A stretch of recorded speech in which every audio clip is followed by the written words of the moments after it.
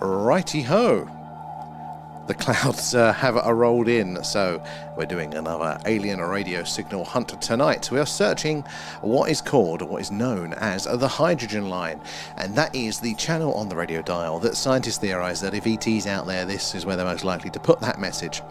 It's where over the years a number of anomalous radio signals have been heard in the past.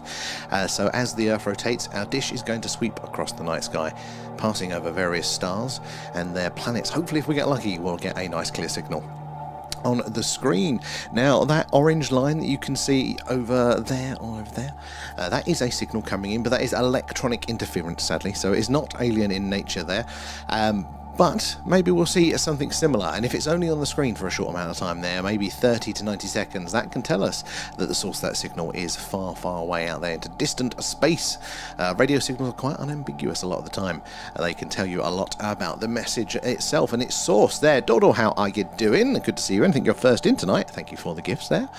So yeah, it's Alien Radio Signal Hunt tonight. Now, I think this is our first signal hunt stream where it has been an extreme solar flare, a warning, so that sort of stuff can affect the signals coming in, so let's keep an eye to see if there are any differences, if that affects us in any way, shape or form tonight.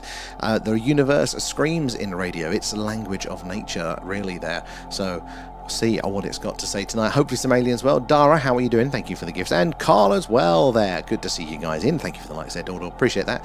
All of the likes, shares, the tapping away there does help us reach more and more like-minded people like yourselves there. And the more eyes and minds we get on the old phenomena, so the more we can all piece this puzzle together. Do say hello. Let us know where you're all watching from tonight. Now, if you've seen the film Contact, the TV series Pluribus there, or The Arrival with Charlie Sheen there, that was another good one there. All are doing this sort of thing. A radio SETI it is called. So SETI is the search for extraterrestrial intelligence there. Oh no, I'm late, Kate. I'm early. It was meant to be 11 p.m. because it's going to be a skywatch. We're on early because the clouds have rolled in. God, it made late there. Alan, what'd you make of that? Thank you for the cool clips there earlier, Kate, as well. They're pretty awesome. So hopefully we'll be favoured by TikTok. They'll actually show them to people. I need to check in on those, but it should be out in the tubes as well. How are we doing, Ben? There too. But yeah, that is what we're doing. Alan said too. Oh, that's Alan. That's Alan for you right there. Actually, no, I think I know what happened. If I don't confirm the stream, Alan defaults back to the standard SETI at 10 p.m. And I don't think I confirmed it in time because I didn't know what the weather was doing. And then the weather was like, oh, it could be sunny, we could do a skywatch. I'm like, oh, hold on. And yeah, I think that was actually a me problem. Sorry, Kate.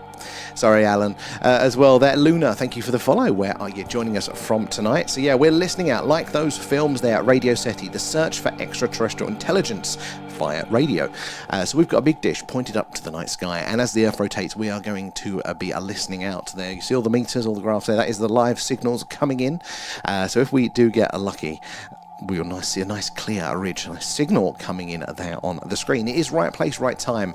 Not only have we got to have our dish pointed at a planet that is inhabited by alien life, but it has also got to be when they are sending us those signals. Unlikely to have the transmitter turned on the whole time. It takes a lot of energy. Got better uses for it most of the time.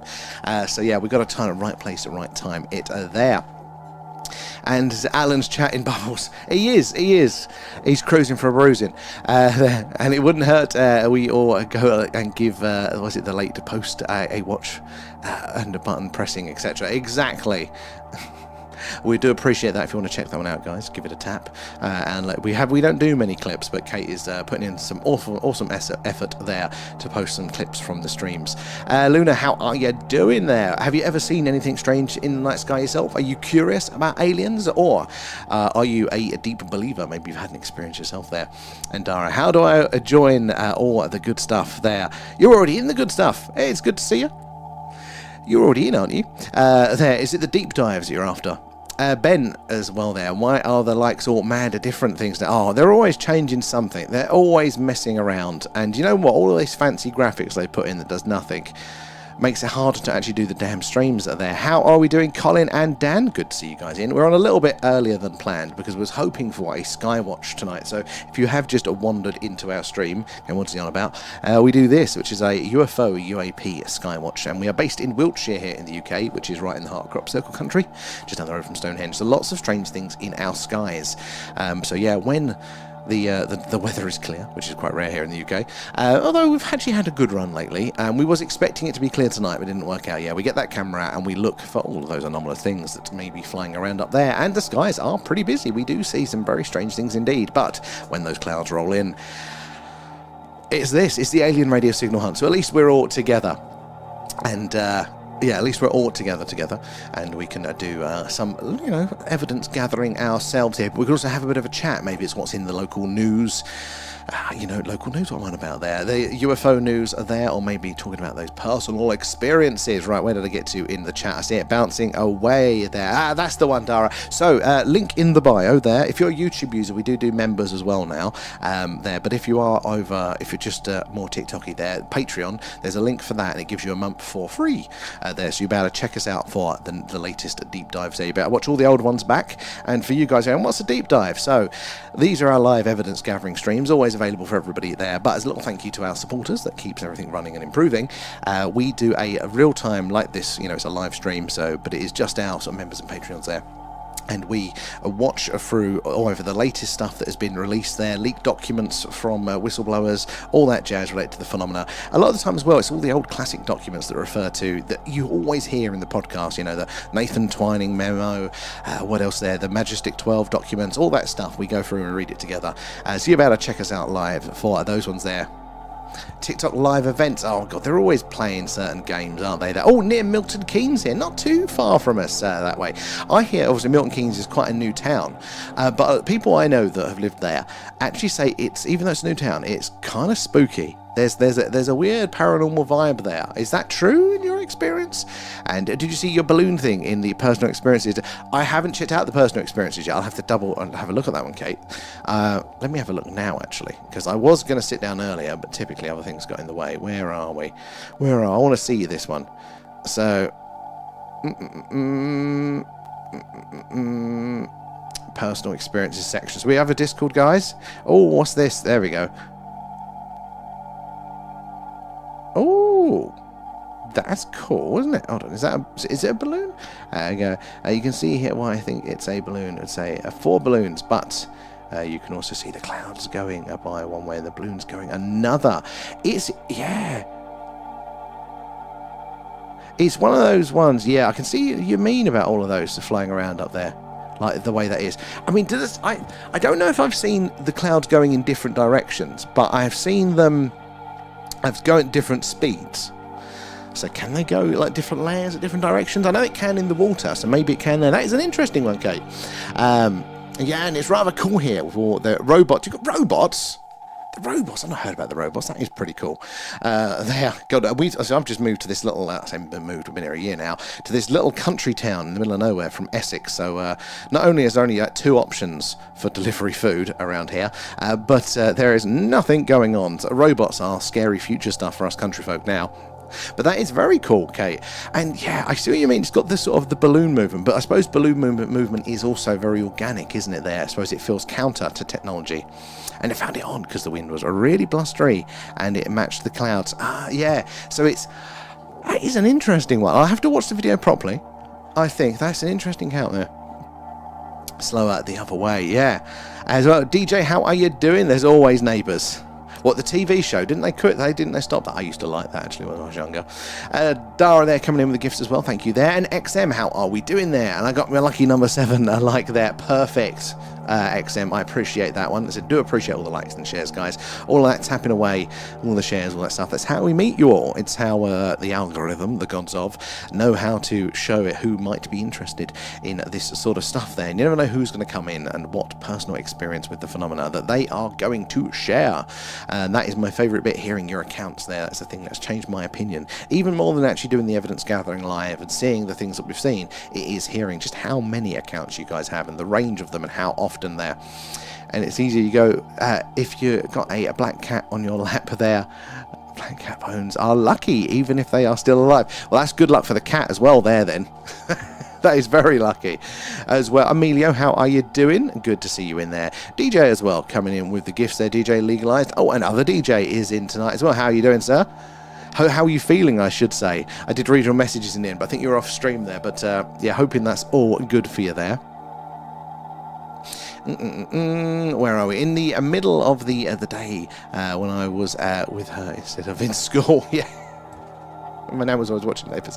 I quite liked it. I got into it a little bit. I got to admit, it was an ex at the time that they watched that, and I was like, this is ridiculous. And then actually I did start watching it. Now I do quite like that. I do miss it in a way there. And is that David there, DVD? How are you doing there? A UFO that was spotted over, is it Akheim? Is it? Oh my god, my pronunciation is awful there. Akheim, Germany, 3 months ago, passed over my nephews in Belfast yesterday. So was it like the same sort of style craft that was reported? Again, Belfast Island has got a long history, hasn't it, with the phenomena there as well. So tell us more. What sort of craft was that? That is excellent. Thank you for sharing there. DJ as well, coming in with the gifts and feeding Alan. Nom nom nom, thanks guys. There you go, you can shut up now, Alan. It's a rather large interference. It is, and it's consistent, isn't it? Because this was here yesterday. This is the orange spike, guys. So that orange line that you're seeing there, that is electronic. Well, it's a signal. It's not alien, as far as we know.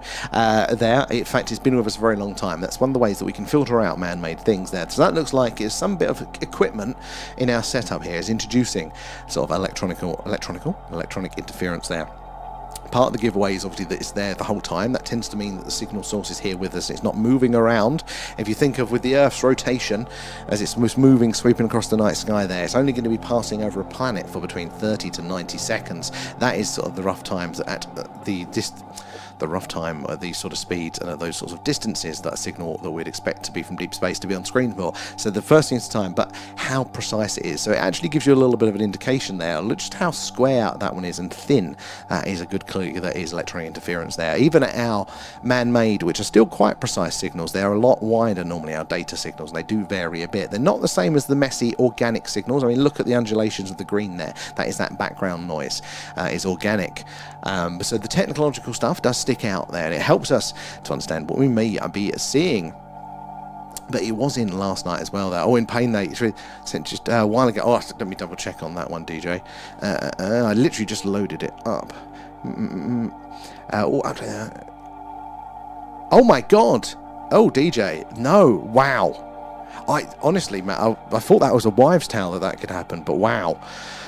Wow, there. Definitely thinking of you there. Hopefully not, though. We're definitely thinking of you there. Oh, and David, images captured there. It's actually a sharp images, and it's bizarre looking. Oh, David, if you're willing to share, we would love to see those. So we've got a little Discord community. Got the link in bio for that. We've got a really cool personal experiences section. There it is the great place to put like your own experiences there, or you can just read through the ones that are already there.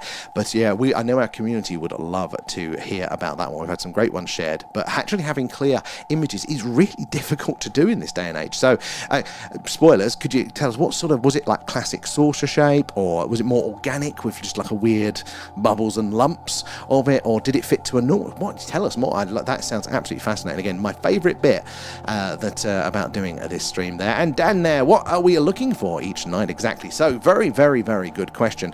So you won't be able to see it when I press this button, guys, but if I do this, there we go, maybe you can. In the left hand side of this little image that I've loaded up there, see the green arch there, that green up and down arch. So the whole image there is actually what this stream looks like on YouTube, on the full version there, but you get the middle of the screen for the vertical platform. It's the only way we can fit it all in, so definitely check it out on YouTube. It does look a little bit better over there. And as you can see, if I bring it up again, look, there's all sorts of extra analysis going on that you guys are missing out to there. But that green arch, that is roughly what we would expect a signal to look like. Now, there's a lot of variation, and that depends what sort of message they may be sending.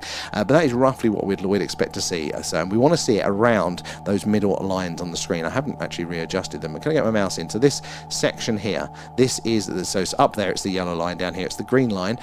This is the hydrogen line. This is the channel on the radio dial where you tune it into where basically, scientists think we almost like to hear the message. So it'd be on and around that line. It is of interest. We want to see a nice ridge like that where it tapers off there. That is what we'd expect to see. It's a very good question there. Where do we get to? No, I've scrolled up too high. But it's a good question there, Dan. I mean, it's creepy, to be honest, there. Look up the Arkham UFO, and if you're interested, I'll let you see the images it took. Oh, awesome. I'll have to have a look on that one after the stream, but thank you for sharing that one. And Kate, I reckon you've got another hunter down the street, and they're putting out a signal. You never know. They could be... I'd give somebody a $5 to turn their microwave on just so it gets a little bit more interesting there. Myths, Samantha, how are you doing? Thank you for the follow. Where are you joining us from tonight there? And 3 Red, how are you too there? I'm glad it's cooled down a bit here in the UK. It's actually a reasonable temperature in this room now, not 40 degrees. And no there, David. Well, no worries there, but I'll have to have a look at how that sounds amazing, that encounter there as well. Have you either, was it your grandson, did you say? Have you ever experienced other sightings like that, or is this your first time touching the paranormal in this sort of sense there? And 3 there, I'll pop over to the tube. It's definitely worth checking out. It's at the Thing UFO. There's all sorts of extra analysis going on. And right now, I can't help but not notice our solar flare alert level, and it's extreme. So again, that's more data that we've all got going on around the screen there. It's the first time we've done one of these radio signal streams where that has been on, an extreme solar flare alert. And again, nature talks in radio. To be honest, it screams in radio. It's the language of space. It's not just a technological thing. That humans have invented, we've adapted it, but it's a natural phenomena, so that sort of stuff can affect our signals. We have to consider it, yeah. But lots of other information going on, including some information on the stars that are in range. This bit behind me, guys, if you're on the TikTok there, that is a sky map. You've got all the stars in range, and it shows you where our dish is pointing, which stars are in range. As the night moves on, those stars move across, so we can see what's in range, what's coming out of range there. We've got a couple of stars, close-ish by stars, in range of our dish tonight, which again, you can see that if you're over on the tubes there. And we have got, is it Antares there at 554 light years away, something like that. It's a bit blurry for me. 550 light years away, and Dashuba there about 400 light years. Again, sounds a lot, and you wouldn't want to walk it, but it is. It's not too far in space terms there. So at the Thing UFO, you'll find us over there as well. And Google the UFO quickly to see it there. It's pretty shocking. I need to see if I can copy that over. I haven't got my actual browser one up at the second, so let me see if I can load it up, because I do want to see this one. But I can't bring it up there. Is it UFO?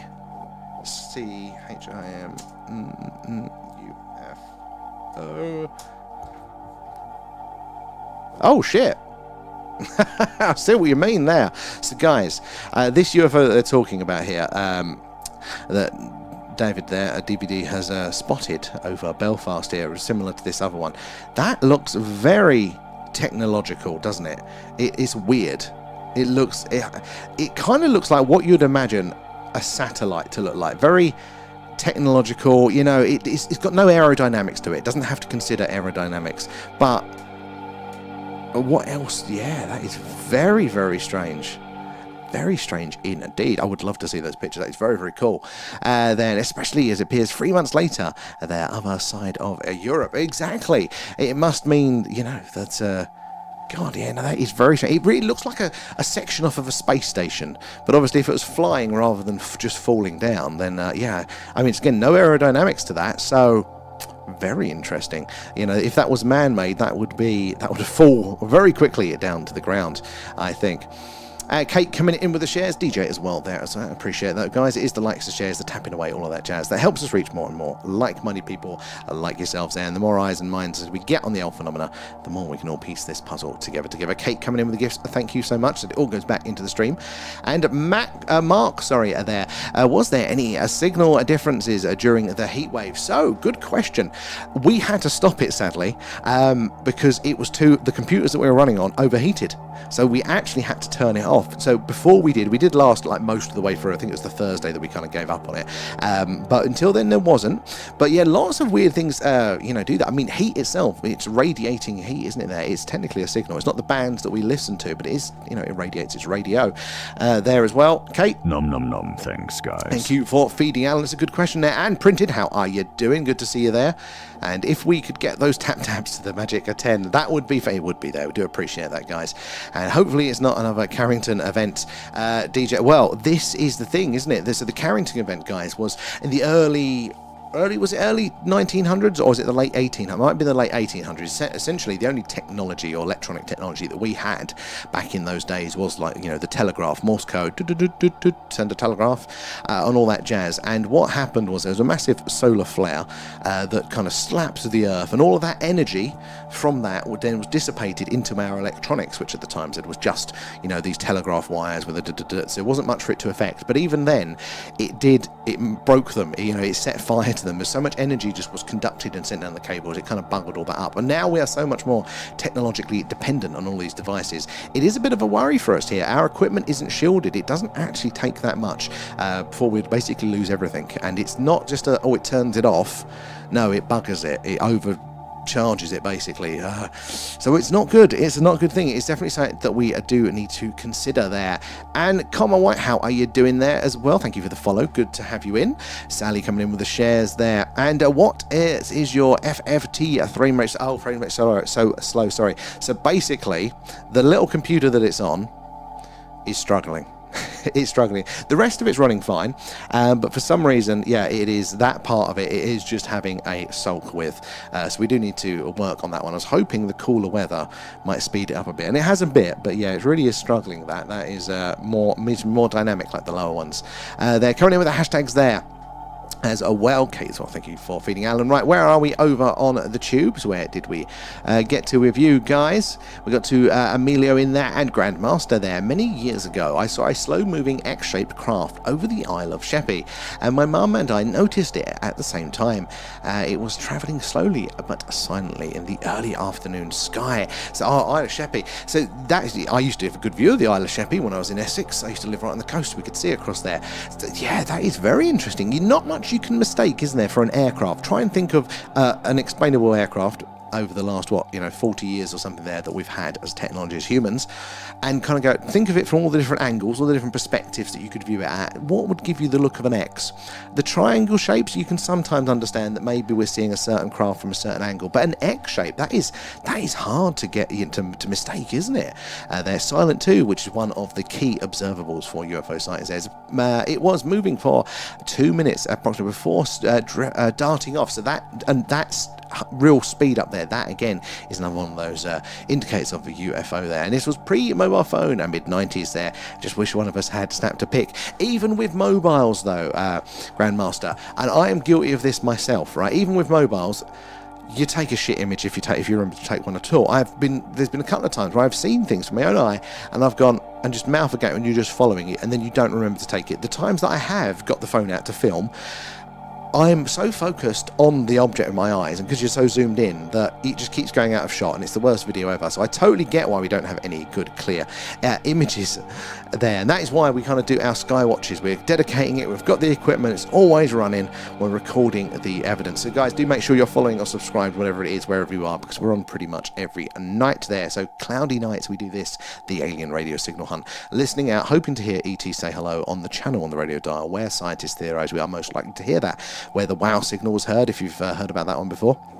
Yeah, the hydrogen line. But on those clear nights, or when we think it's going to be clear, we do this. It's a UFO, UAP, a Skywatch, and we're coming to you live from Wiltshire here in the UK, which is right in the heart of Crop Circle country and just down the road from Stonehenge. So lots of strange things to see in the sky. So join us for those. Moonwatch 2, when the moon is up full, and that's doing our night vision in there as well. We see some strange things on, off and around the moon as well. So yeah, make sure you're following. Hopefully you'll get those notifications when we go live there. And Anomalous is in. How are you doing there? Aerodynamic haircuts. Yeah, I run faster now. Too much gel. God, I think the gel used to use back in the day. And Carl there, do you think an alien signal might take the form of an achievement to a live... an attachment to a live YouTube video chat? An attachment. I mean, I thought it was achievement there. Yeah, the achievement is if we get like 200 likes on the video, and that's an alien signal. You know, this is the thing. How would they communicate is definitely a very interesting question. We're looking through one medium at the minute, which is, radio waves. But, a technologically advanced civilization, especially more advanced than us, may use light. They may use gravitational waves. They may use some sort of quantum property we can barely get our heads around at the second for their sort of communication needs. And then if you do detect a clear message, understanding that message, decoding the language, if they are so fundamentally different from us and view and experience the universe in a fundamentally different way, they might not have the same understanding or relationship to time that we have. We think of a linear message, which was, I went to the shops and I bought some pineapples, right? Well, because, we work forward in time. We can only really experience time in that forward dimension there. So our sentences, our language takes that effect too. But if they're like, if they can go back in time or sideways in time or anything like that, maybe, the order of the language wouldn't work the same way for us. Maybe there's something fundamental about our experience that we just wouldn't share to be able to decode it. But yeah, it could be a lot weirder than we expect. Now, the reason we do a search in radio and we do search this particular channel on the dial, this frequency, and we think, hey, we still have a reasonable shot of getting something, is because of its namesake. It is the hydrogen line. Now, that is important because hydrogen is the most abundant element in our galaxy, and it is the frequency that said hydrogen naturally emits a radio signal as it decays, and therefore it gives radio astronomers, scientists there, a consistent baseline, a very useful baseline measurement of the universe, so they can measure plus and minus all of these events that are going on. So no matter what your communication technology may be, and even as humans, we're getting less noisy in radio now. As our technology is advancing, we're coming away from just broadcasting these signals out into space. We don't have to use the same power. We can be more targeted and more efficient, but we're also running them through cables and fiber optics now rather than just sending that wireless message out. So we're getting less noisy in radio, and they might be the same. But because the hydrogen line is so useful for radio scientific purposes, ET would know this too. If they understood radio, which they'd have to if they're going to send a message, they know that this frequency would be monitored all the time for those purposes, regardless of what your communication technology is. So therefore, out of all of the technologies that we can think of, and it's also quite accessible radio as well. You don't have to be high up the tech tree to get it. So, you're going to have the most eyes and ears looking at this or listening and monitoring this channel. So if you do want your message to be heard, think of a civilization reaching out into deep space saying, "Hi guys, we're here. Is anybody else in the room?" Then this is the best place to put it there. That is the most likely place that we think that you're going to hear a message from ET. And again, over the years, we have heard some very, very anomalous messages. Well, messages too far. We have seen and observed and detected some very anomalous looking signals on this frequency. Most notably the WOW signal, but it is by far from the only one there. The towers need their liquid coolers to behave. Yeah, well, actually, I made a rookie mistake here because we're running that little computer on that runs the SETI stuff. We wanted it separate on a separate machine so it can always run, and we can actually then use it so you guys can log in anytime you want and do this. So even if we're not online, guys, you can actually go into their website and load this up and monitor to see if anything's going on. And we have got auto logging on there as well, so if there is any interesting events, I should get a notification there. But yes, we wanted that, so we put it on a separate computer, and me being poor, I had to get like the cheapest one I could find, and it's just not. It's one of those little. Have you seen them? They're called NUCs. They're like tiny, like almost the size of your fist. It's a little computer all in one there, and it should have been the right processing power, but it gets a bit hot. This room always gets hot as well, so it's not ideal. But we'll fix it one day. And XM there, it's a good point there. Heat is bad for the computers there, and I wonder what else will break down because of it. This year, yeah, I was getting a bit worried in that heat for it. So I think that is the most, because on paper it should have the processing power to run it, but I think it's just too hot for it. Even normally in this room, it is quite warm, even if we're not in a heat wave here. How are you doing, Tank? Good to see you there. 1851. Was it that early? Was the Carrington event that early, XM? Wow. Yeah, actually, I suppose, yeah, telegraph and stuff. Yeah, so that is what, 160, 70, 180 years ago or so now. Okay, we've got away with it. How are we doing, Raf? Are you enjoying your break? They definitely a breakdown in the heat there. Was it during the American Civil War? I would have thought it would have been after that. I really would have, but then I suppose, yeah, they would have had trains, wouldn't they? God, my timeline of events, guys, is absolutely useless. I realised I did not pay attention in school, and it's only now that I'm actually getting interested in this shit that I'm going, right, okay, what come before this, what come before that, and then I found this, and it's not actually that good. But it's a little tape measure on one side, but you can see it's got all of like the rough historical events, the timelines, to what man currently understands it to be. And again, it's probably very, very wrong. It's great. It shows you the order, but it doesn't actually tell you the bloody dates. It just gives you like chunks of it there. So it's a little bit interpretive. But I'm a visual guy. I need my cues to understand what may be going on there. Anyway, we're doing our live alien radio signal hunt tonight. We're searching the hydrogen line, the channel on the radio dial said where scientists theorize we are most likely to hear a message from ET. Should they be out there? Should they be sending those signals? So that's what we're doing. It's like the film Contact. We're listening out of our big dish, hoping to hear ET say hello. So yeah, keep an eye on the screen. If we do get lucky and hear a message, It'll only be on screen for between 30 to 90 seconds. It is really right place at right time. But the more we do it, the more we increase our odds statistically of getting a detection. But do say hello. Let us know where you're all watching from tonight. And how do you feel about the aliens there? Something that you believe that they are here with us right now? Or maybe you're open to the possibility that life exists out there? Or slam dunk, no aliens for me, thanks. Doesn't matter. We want to hear from it all. So do, say hello. I'm across 2 chats, so it'll take me a second. But we'll get to you sooner there. So does your beer there. Get the one there. It's so old school. It really is. I didn't realise it was that old school there.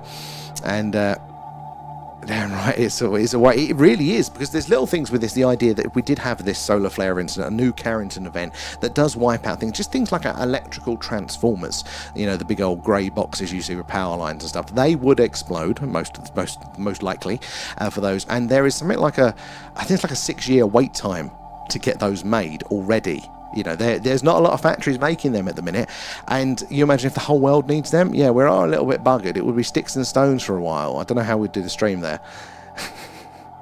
And Richard, how are you doing? Good to see you in there. And it was 1855 there. Wow, 59, sorry. That was a long time there. It's early enough. Originally from Luton, and it's full of aliens there. Did you see the guy that did the prank that outside Gatwick, which you may think Luton here, and outside of Gatwick Airport, hired a field and just wrote "Welcome to Luton" in the field, so everybody landing on their planes coming into Gatwick was starting to panic, thinking they're at the wrong airport. Hilarious. It was before the American Civil War there by a couple of years. I mean, it's worse then. It was before the Civil War. Was it 1866, the American Civil War? I don't know why that date rings a bell. Definitely here. I mean, we are. And we are the aliens, or are they? This is a good point. You never know.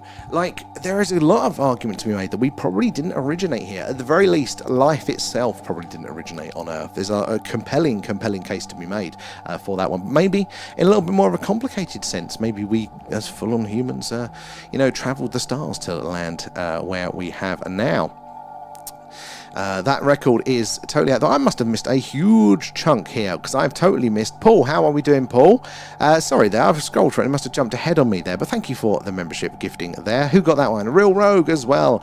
You can join us for our deep dives. There'll be another one. There might be one this week if we get a files drop. If not, it'll be the next Friday, and that we'll be looking at documents, leaked whistleblower accounts, all that sort of stuff related to the phenomena. There's a little bit of a thank you to our wonderful helpful supporters. Where did we get to? Because I've missed a huge chunk, I think, here. Old school. No EMP protection there, electromagnetic pulse protection. The same thing, old nukes give off the old EMP, so a lot of the computers and things, the essential infrastructure during the Cold Wars, they did give it EMP protection from that, but not a lot of stuff, just the core military stuff. And again, would it be strong enough for a Carrington event style? But yeah, extreme X-class solar flare warning at the minute. And I don't know, this also accounts for, you got to consider where we are in our orbit as well, because just because the star's going to chuck out a flare, we might be right round the other way. It's when it badly aligns there. But we can definitely make them ourselves. We got to there. Transformers got the t-shirt there. Can protect your house from EMP with cooking foil on the power socket. On the power sockets. Interesting. I don't know. I'd probably just give up, because if even my house is fine, then everything else I rely on is just buggered. One of these people, if Morrison's closed, I'm buggered. I can't hunt. Release the pets. Go fend for yourself, guys. Dad's dumb. If I can't stream, what else am I going to do? Where did we get to? Oh, what's that? What's the XM there? What's the same thing as the Asian folks say? What's that one there? Honda invented a hydrogen-powered car many years ago, and it extracted it from tap water. I think JCB are working on something like that at the minute. They've got a big industrial engine for it. And pretty certain most advanced life forms wouldn't want to directly interact with us, given how destructive humanity is there. And a less peaceful life form wouldn't have an issue with us, of course. And I think you know, if we look to Earth as our one example, look at how diverse life is there. You know, you have predators and prey and various forms of each, and all of their ways and which in between for every environment there. I think the universe will be the same. There'll be a full-on mix of people. I don't think we're necessarily any worse. I just think we're better at it. You know, we've got opposable thumbs, so we can get tricky with these sorts of things. But I mean, there are some pretty savage insects out there, and I wouldn't want them running the show. You know, the Seven Sisters put a stop to it. Wait a minute, what am I catching of this and this? There's aliens keep the distance. Also, it's a star system, isn't it, there? How have I missed half of this conversation? Yeah, I think that's roughly. We'll have to pick up from where we left off there. Where did we get to?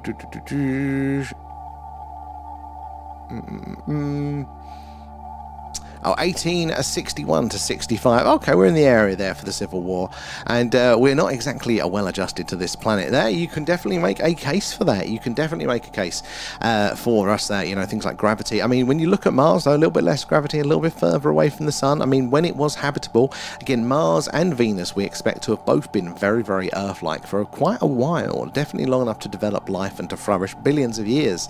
So yeah, maybe in this sort of form, maybe a little bit better adjusted for a place like that. All on Earth is minerals from space. It is, yeah, we are made of all of that stuff there. In fact, what's very interesting is that Earth itself is, as far as we understand it, and again, we don't have a good grasp on these things, but from our current models, a planet such as Earth, as close to the Sun, its host star, as we are, it shouldn't have all of the organic matter that we have here, which is obviously essential for us here on Earth to survive. And that's kind of confused them a bit. It's meant to be like more bare, like, you know, we would look at somewhere like Venus, for example. But no, we've got quite a rich range of everything here on Earth, which is, again, one of these things that's a little bit weirder there. And Simonzi, how are you doing? It's cloudy up there. It's cloudy down here as well. We was hoping for a sky watch, but alas, the weather got the better of us. But it is, again, as we always say, it's going to be sunny tomorrow. But it is promising me it's going to be sunny tomorrow. It is, but yeah, we all have our biases, and always, what's that, wanted the Valiant 4 Tau to be real, and that's at least one alien visitor. There are a few of these ones that I just find amazing. You know, like, in the same way you come out the movie and you go, that was a really good film. Like, there's a satisfaction to that. Not saying if they're true or not, there's certain stories you go, I just want that one to be real. Like, I really want Roswell to be real. Not quite sure why. You know, out of all of and there's been a lot of reported crashes, haven't there, you know? So out of all the ones you can pick, why the Roswell one? You know, there's just something about it. I want that one to be true.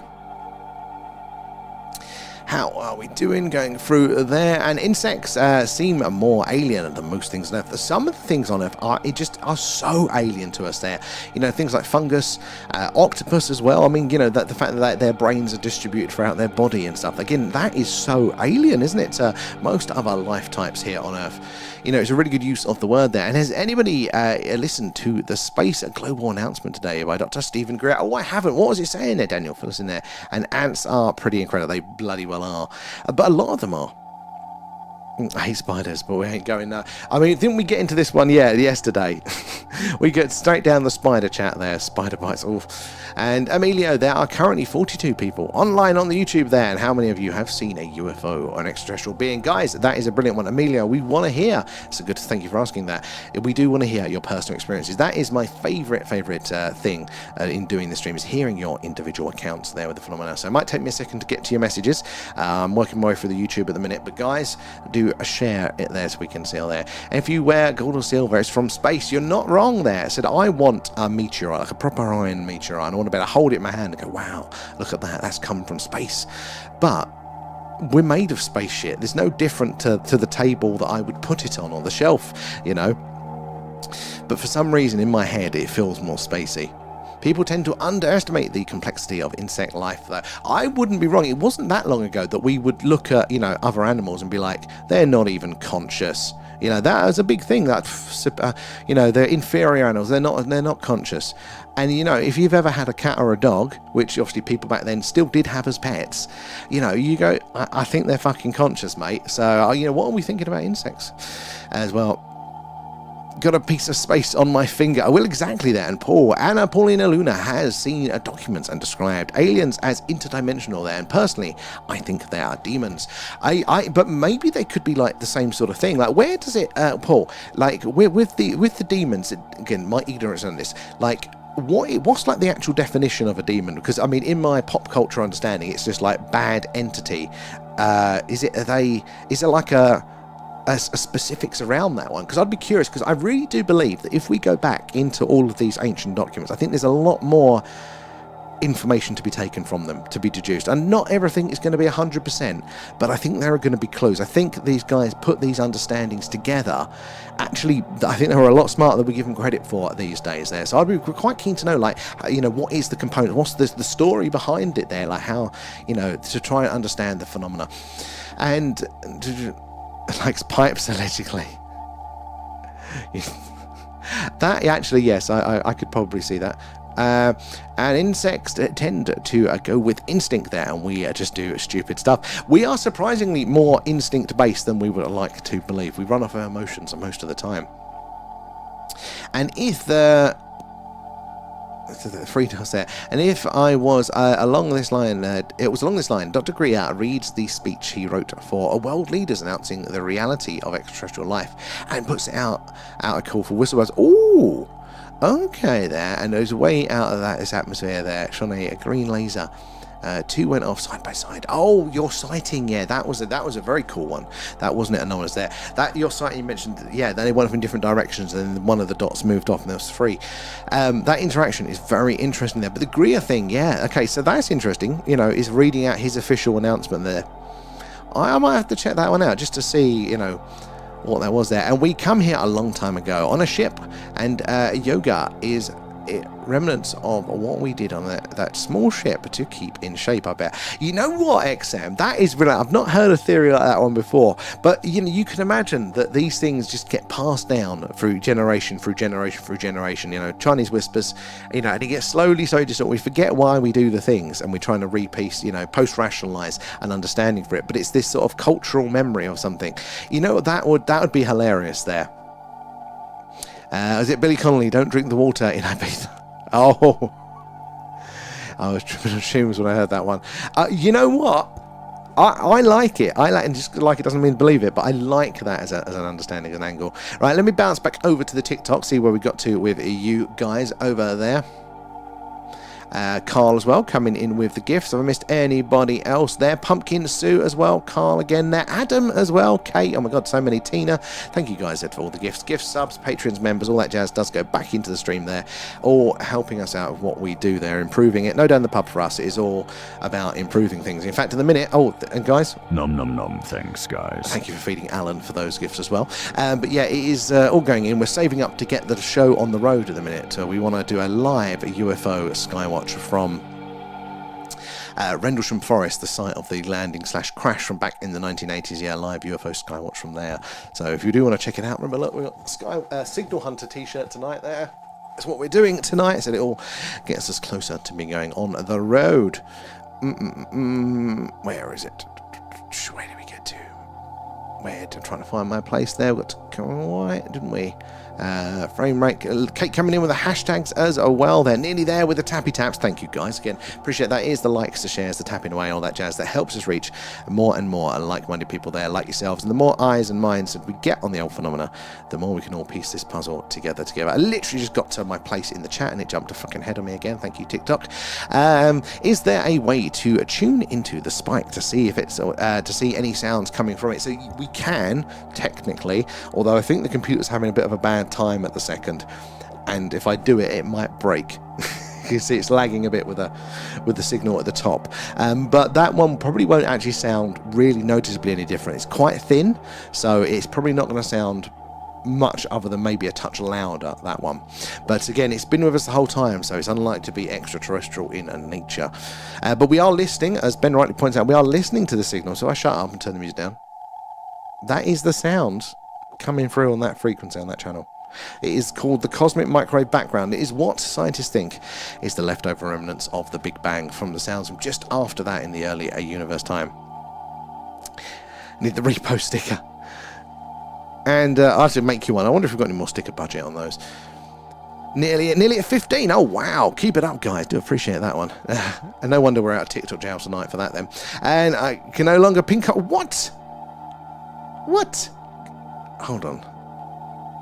No, you're still set to everything.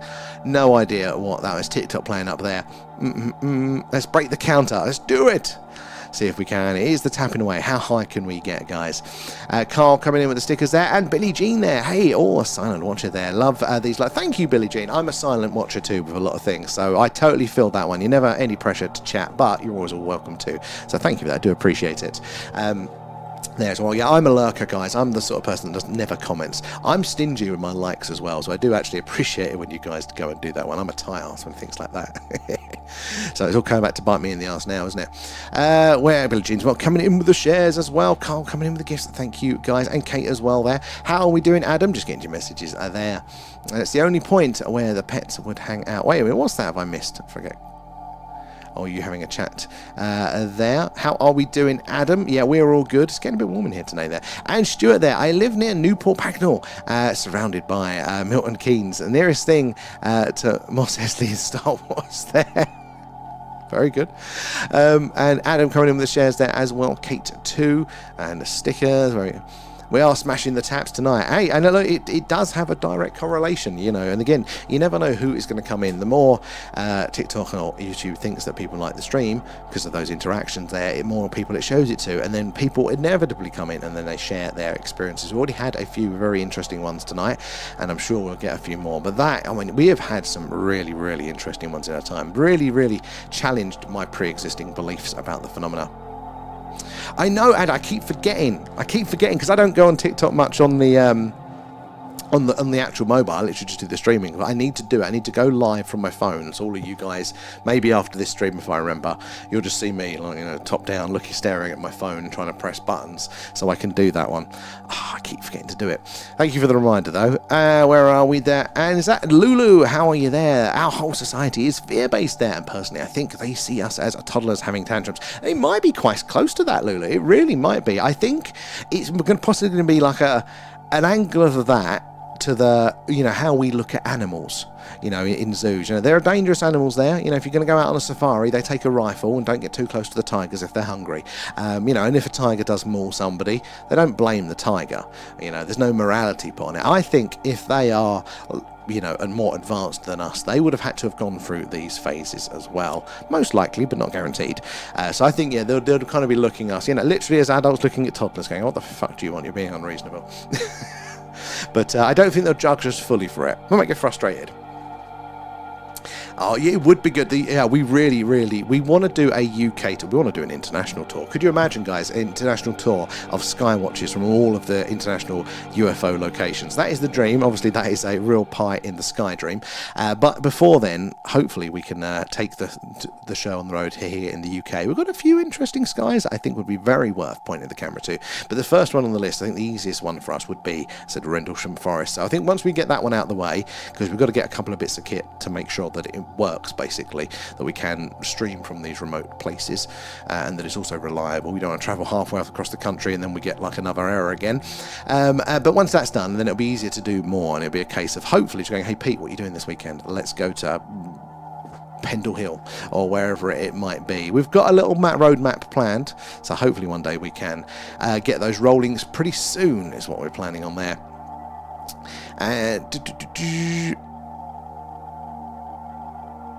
Oh, the Pets Wilson Morrison's. God, my brain tonight there. Sorry, Kate. Pets be like, Papa, you must continue to feed us. They get so aggy with us there. Like, you'll give them food, which they demand, and then you're still holding the food, so then they tell you off about that. So the amount of times that, you know, I'll be eating like, a slice of cake, which is, for me, as you can tell, probably quite often, and then the birds will swoop over and start getting aggy because they want a bit of cake, because if I'm having it, I have to share it. So then I go and I break off a bit, and I go feed them a tiny bit, and then they go and bite my fingers because I'm holding the cake, and then I drop it, and I'm like, well, you don't get any cake then. They've not learnt that one. It's been years, and they've not learnt to not bite the hand that feeds you. I think they religiously insist on biting the hand that feeds you. Feeds them, we should say. But yeah, it's, I don't know.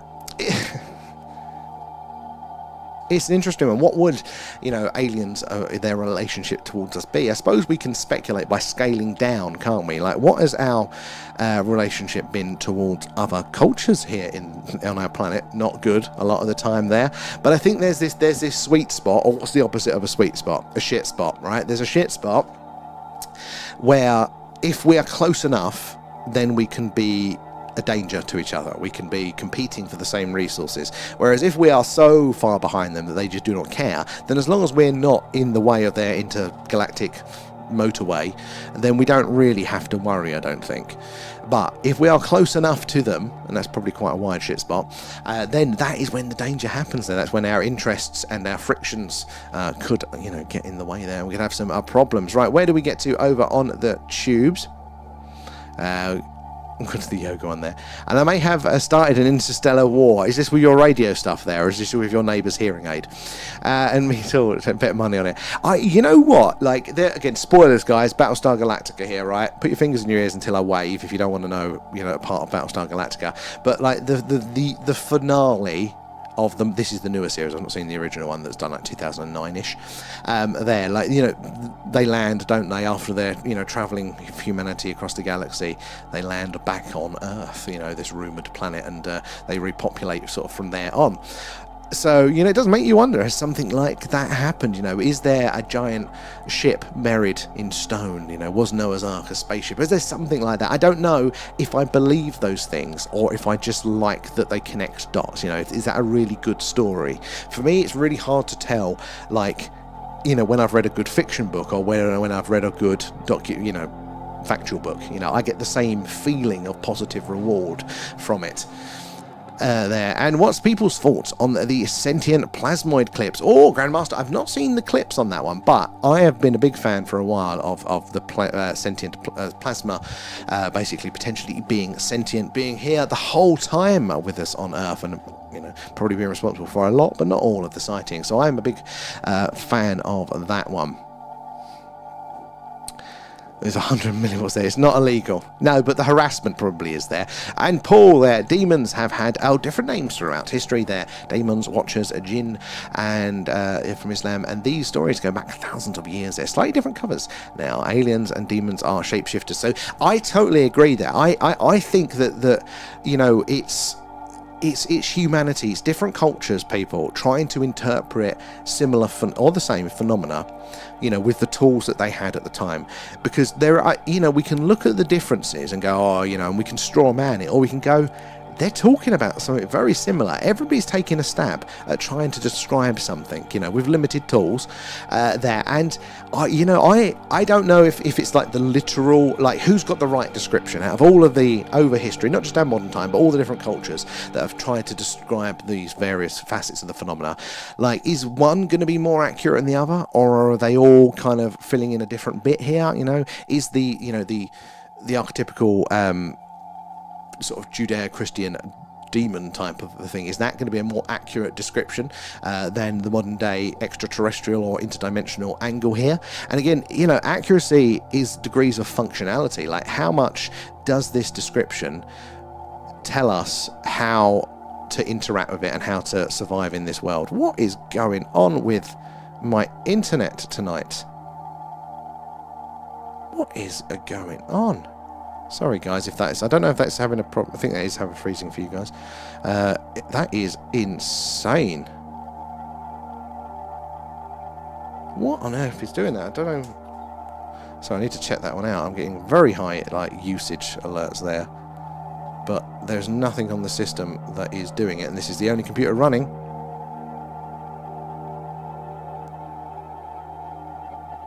Yeah.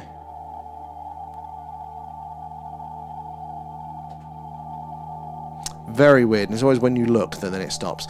But yeah, so what's going to be the closer one there, and how to the letter is it? Because it's functionality. How does anybody's description, does it inform you how to deal with that as you come across it in your life there? Because we like to think there's an objective truth, but it's all about what part of that you're looking at. Does a description describe every atomic placement within whatever it is there. No, we simplify it down to the information that we need to take an action to survive in this world, isn't it? So it's, which provides us with the most accurate information, that predicts an outcome and tells us how to work with it. And was that daemons are distinct from demons. The words have been used interchangeably over the years. Well, I've heard similar. I've definitely heard the two are being used there.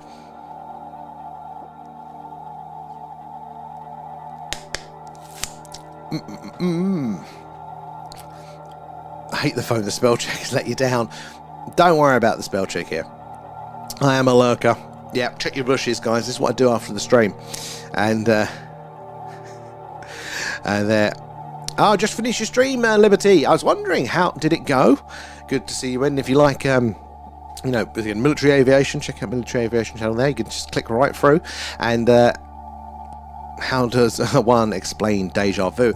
Again, this one is sort of thing that keeps me up at night.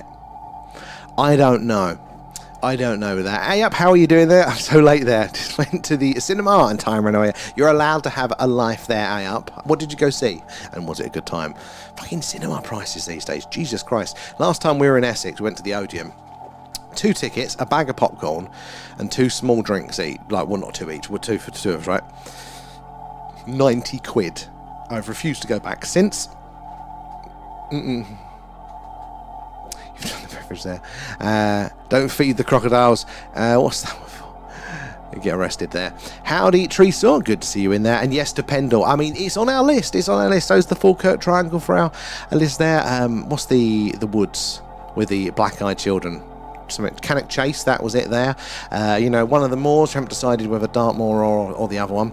Bodmin Moor, maybe, somewhere like that. Anywhere that has been a crash site, and there's a couple of places in Wales, there's a couple of places in Scotland that are of interest as well. So yeah, our UK tour, hopefully when we do get it rolling, we've got some good spots there. Don't know how that's going to work though when we travel and then go, oh, it's fucking cloudy. Deja vu, possibly a cross point of an interaction of alternate versions of yourself there, clashing with your current self. I'm open to it, something being like that. I've got to admit, that's probably where I lean. Either that or just something really simple like a missed neuron firing. So we're going to give you the memory feeling chemicals now because you've hit your head, or something like that. It's either something totally mundane, or it's got to be like one of these little windows onto reality being a little bit stranger than expected there. My Bengals will let me know when they have used their litter tray. Well, probably by the smell. You've been there. It still glitches. Wait, oh my god, it's just jumped ahead on me. Sorry, guys. It jumped ahead.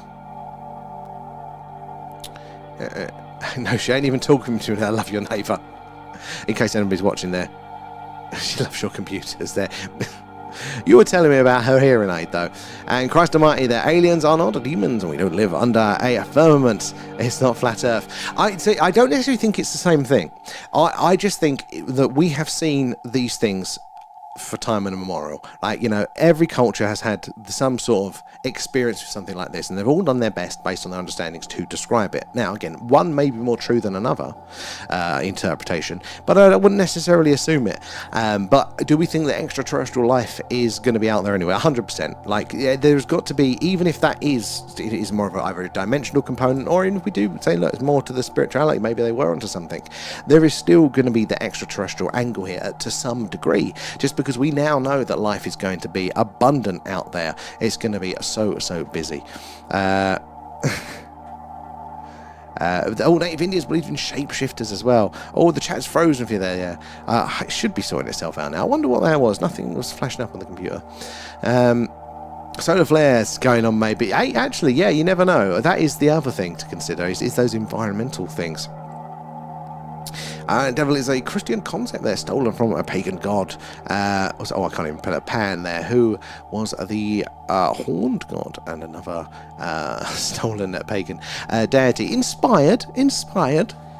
That's how humans work, isn't it? It's like at the minute, it's like with AI. People, you're hearing a lot of this stuff about, AI stealing people's art and things like that. And it's one way to view it, but it's like that's how art works. You know, you go to a museum and you're inspired by other people's work and their style, and you do your own take and twist on it. Now, obviously, somebody's copying something quite literally. We have that already in the human world. So if AI is doing, then that's quite clearly a problem. But you know, being inspired, taking inspirations, you know, for being trained on it, it's exactly what we do as humans. And I think this is the same for all knowledge. You know, like whether it's a past culture or things like that. And don't get me wrong, people don't do it nicely. That's the downside for us. But this is, it's kind of like, you know, they take in the themes. You know, we're all a product of our parents.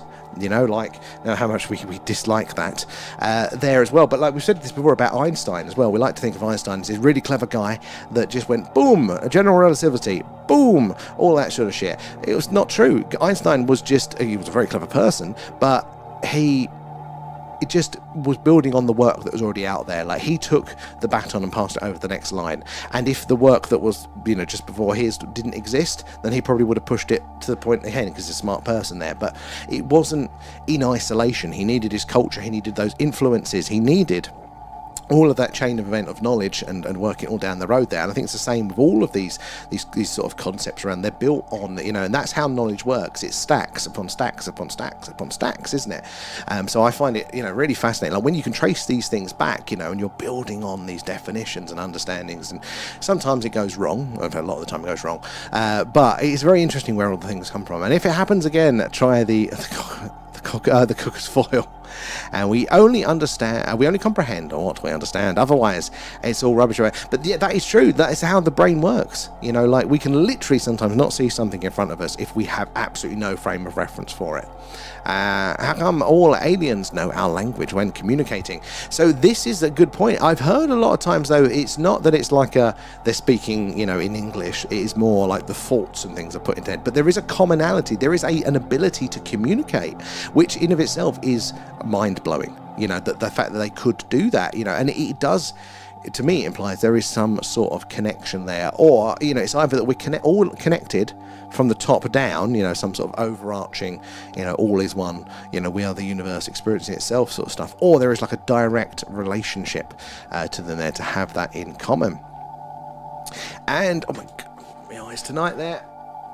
And Bruton are there as well. You say, oh, you keep dropping. It was at 144. You got 1.5 gigabytes connection. Yeah, so we're in the country, so it ain't that great. But I don't know what was draining it on our system. Very frustrating there. 5 gigabyte City Fire there. I wish I did. I did see. I saw some. What do they call it now? The Telephone Man. Oh, what do they call it? It's not BT anymore. They've flipped it off to, I was going to say Network Southeast, but that was trains. What is it called? Either way, I saw them digging up holes in the street earlier. And I'm hoping that they're fishing some fibre through, because we are due that at some point. So, and I still sorry to unused bandwidth from your unsuspecting neighbours. Your poor neighbour. Where did we get to? TikTokers, I will be over shortly. I'm just finishing up here on the tubes.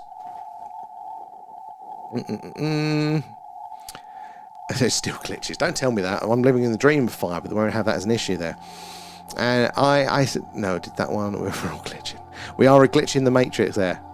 No problem. Oh, excellent. Glad no problems there. I did see one pop up on the TikTok saying no problems, which is weird because it was by me. It was pinging off the charts there, and normally it doesn't need to get half of that level before it, before we have problems.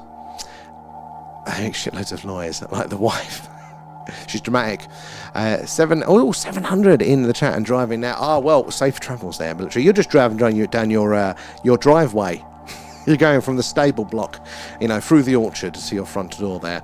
That's not bad at all. Not bad at all. It's inevitable after all, we are here on a pinprick of a rock. Well, we really are. Then exactly, that's it there. Why thinks you're the devil? You might well be. I think your neighbour thinks that as well. We're on the back of a carcass. Interesting one there, caveman. A back of a carcass of what died. What's the theory behind that? I tend to not agree, as I'm called anomalous. Where are we? What about the British Area 51? Is that a myth or actually true? I lean to it being more myth.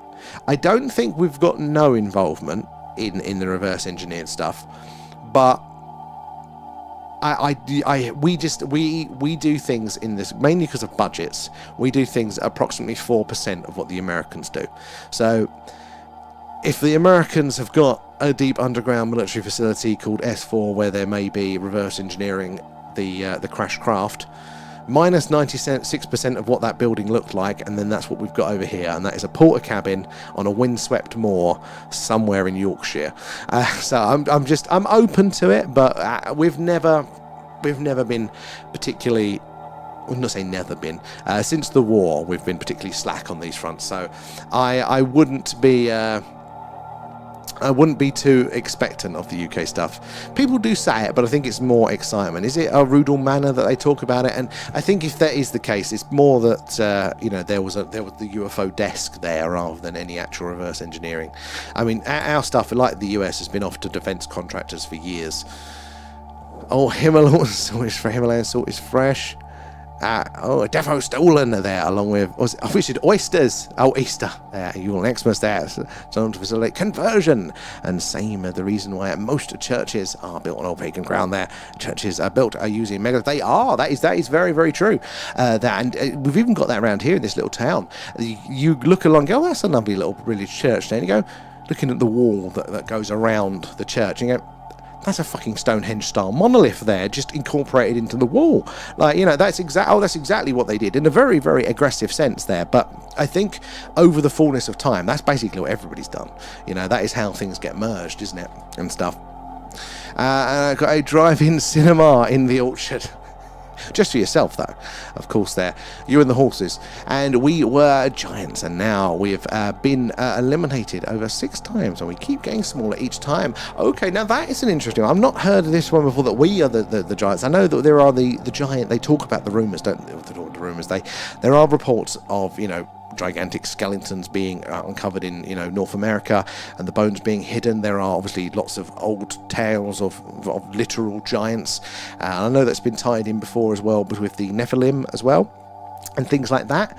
But I've not heard that we were the giants, and then there's something that happens each time, and that sets us back. That's interesting. And it's in the kitchen there, British Area 51. That with your Himalayan sea salt. Where is it going? Sorry, guys, it's jumping ahead on me.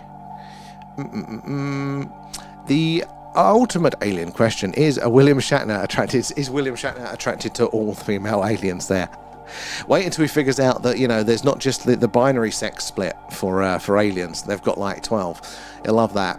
I have no idea where, but I see quite a lot of videos on YouTube. Everything that we do over here is like the poor man's version. I've heard Rudel Manor as being recommended or mentioned as it there, but I mean, it's like if the Americans have got like 1,000 F-15s or whatever for their air defense, I think we've got 12. Like literally, it's like our budgets are just far too smaller. And in fact, it's the same with like the nuclear stuff. That although we did start to develop our own sort of nuclear weapons here, although separately from the US, we did eventually just go, right, you do it, and we'll buy them from you. Very rough, watered down version of it there. But we tend to just go lean into it and rely on them for those things. So I'd imagine it would be the same with the crash stuff. Like, they're already set up for it, let's save the money. Tends to be the attitude, which I don't agree with, but there. And we may be an experiment to see how unintelligent life gets on. Hey, that could be the flip of it. Maybe we're the worst case scenario ever there. And do you think that aliens have anything to do with the push of sausages? The push of sausages. What's that? Your neighbour's your wife. What? There, and we already have a fibre, but another company has created chaos by digging up the streets to put even more cables. Oh my god, we had this in Essex, right? I had brilliant internet there. It wasn't fibre, but it was brilliant. Nothing ever lagged. I loved it. And then City Fibre come along, and then we weren't with them, and then immediately, literally from the day I saw them digging up the streets, our internet was shit. It's like, I don't care what they've done, they've knocked something in the exchange, and I was constantly arguing with them all about it. And I blame them for that one, but I'm desperate for fibre here. What happens to beer on the moon there? Gets drunk. Wow, God, where is it? You actually believe the moon is just a reflection from the sun to the earth there. So do you mean like what the the continents on it, because I've heard this one before, that the patterns that we see, it's the sea of whatever, isn't it, we call it, but somebody said before that it's our continents reflected up to the moon. I don't at the minute, but I do think the moon is very, very, very strange. It's got a lot of questions to answer, and actually, is life intelligent, or are we all in the same boat? Well, to be honest, yeah, that's a good point. We are not as intelligent, we're not as conscious as we like to think that we are. We do actually run off of autopilot a lot, and it's by intention. Our brains, again, it's expensive to run a human brain, to run any brain. It's calorie intensive, means you've got to eat more, you've got to hunt more. So we're always looking for space saving. And yeah, a lot of what we do is running on routine, or it's running on those subsystems, which are a little bit more efficient, emotions, as we call them. Caveman, I am intelligent life there, and can tie your own shoes, only occasionally. And the Kandahar giant owl always cracks me up there. They kind of make him sound like Shrek.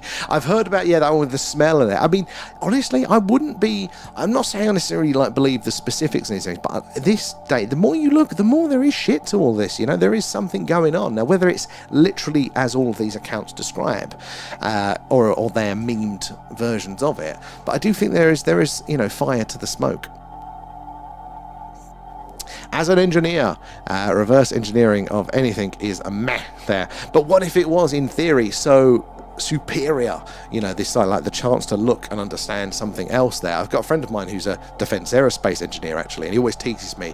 He gives me the look of that, I might have access to the UFOs. He doesn't, but he's just winding me up. And just gives me that look with it there as well. And so he's quite anti all of this sort of stuff there. And I think, when you're in an industry like this, you'd think there would be clues, wouldn't you? Why are we still doing it this way if this thing is available? And I think those contextual clues are relevant here. I don't think it's slam dunk, but it is relevant to take these things into account. Surely then we would have had this, or this.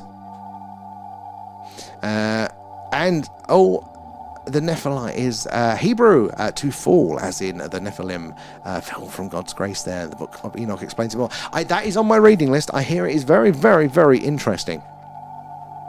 Can reverse engineer your fridge. We did the Wallace, we did the Wensleydale, the moon's made of cheese.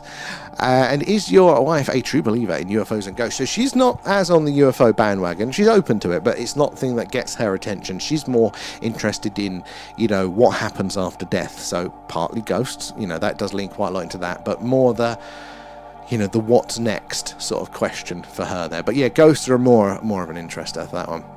Maybe a lasting part of our energy of your soul. I think so, almost. There are plenty of ways that it could work. It's just, how do we measure? How do we lock this down? How do we get more information around it? John Lear definitely did have some crazy tales there. The wife ghost, yeah, it's because you fart all the time. Right, I'm going to bounce back over to the TikToks. You guys have been waiting. Said sorry, guys, I'm across a couple of chats tonight, so do say hello as you join us. Let us know where you're all watching from there. But yeah, say hello. It might just take me a minute to get to you all. Where did we get to with you guys? Let me scroll up. In fact, let me just quickly check. Oh, my opinion, how are we doing? Carl there as well. And Kate, thank you again for the gifts there. Appreciate that. All goes back into the stream. We got to about here, I think. And guys, if you do like, not that you can see it, but if you like our t-shirt, look, Signal Hunter. There we go. We got those available when it loads. There you go. You got the hat as well there. It's our new merch. It's only, we launched it at the beginning of the month there. Skywatcher t-shirt there as well. I quite like these designs, but it all goes back into the stream, and it said it's all at the minute saving up to get us to go on the road, to get us to a live Skywatch from Rendlesham Forest there. And if you do, guys, buy something, put it in the merch showcase on the Discord. There we go. There's out. There's Carl, and it immediately posts it to this little carousel slideshow for me, and then we can show you on stream. Oh, hey, your new one hasn't loaded because you got one with the mug. That maybe tonight will get uploaded probably. So yeah, make sure you post it in there so we can see. And if you go on holiday and we want to see you in front of the pyramids in the t-shirts and stuff, Carl there, Noah's Ark was made of a wood, and how did he get 2 elephants on it without the wood breaking? I mean, there was something somebody said about Noah's Ark the other day. What was it? Bollocks. It was one of those ones that it was like totally flipping what our assumptions around that might have been, as we're trying to interpret that story there. Because obviously we're looking back now going, these floods look like they did happen and all that sort of stuff. So yeah, but it was, what was I saying? It'll come back to me in a bit there. Our streams, thank you, Ben. That was it. I think I caught that one out of the corner of my eye. I appreciate that one. Yeah, we've gone down again in the numbers, but I don't know why it's going. Oh, now, just as I say that, when it starts to spike, fuck you. The whole idea of Noah's Ark wouldn't work. But, like, you know, how would you... Because you've got to remember as well that, like, when you're trying to tell people a story, they've got to know about all of the things. So if I tell you... I'm trying to think of something really niche about my job. I can't even think of it. I can't think of anything I do now. But like, if you're trying to tell somebody a story about your road trip to Carlisle for a hen do, and you know, you're talking to a person that's never seen a car before, you've kind of, you know, you're trying to strap that analogy together. You might have to simplify it, mightn't you? And I think that, you know, that's how we know that narrative, it becomes great. These things can be passed down for tens of thousands of years when you put them in story form. So it kind of simplifies it. It blurs the image. It takes the detail out of it. And it's a very simple structure then that can survive being repeated over people that have got various intelligence levels, various different frames of references, different experiences.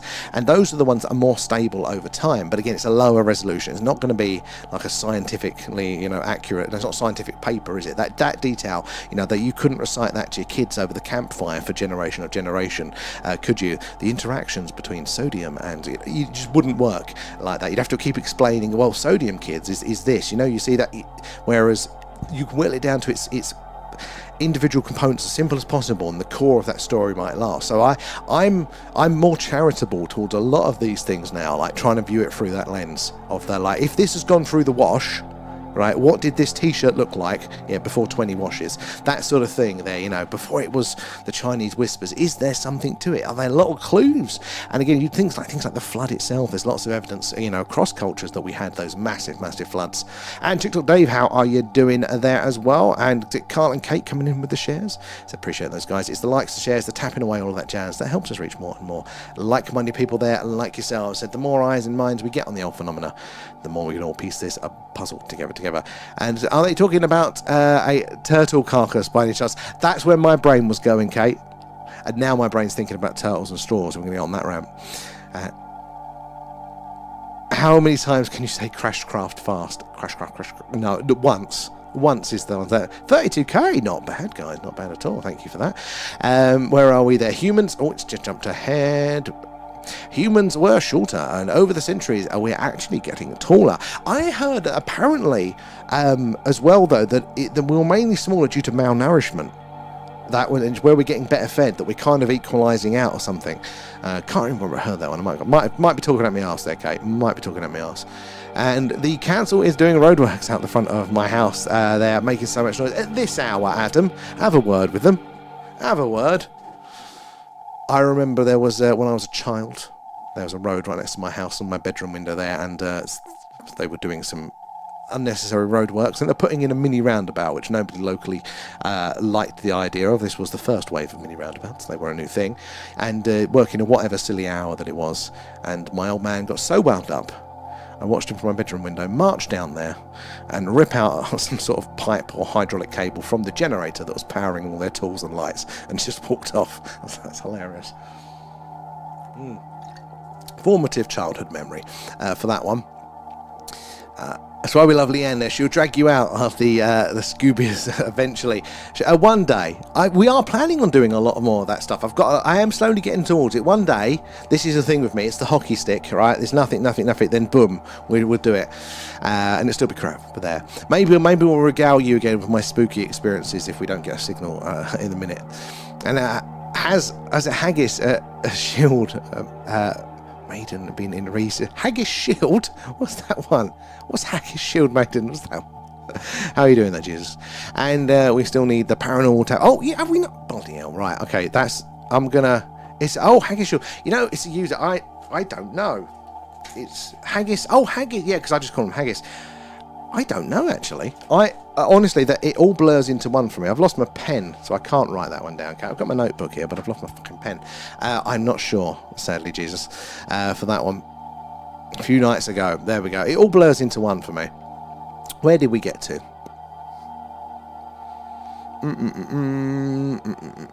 Reverse engineering your fridge. Oh, we did John Lear.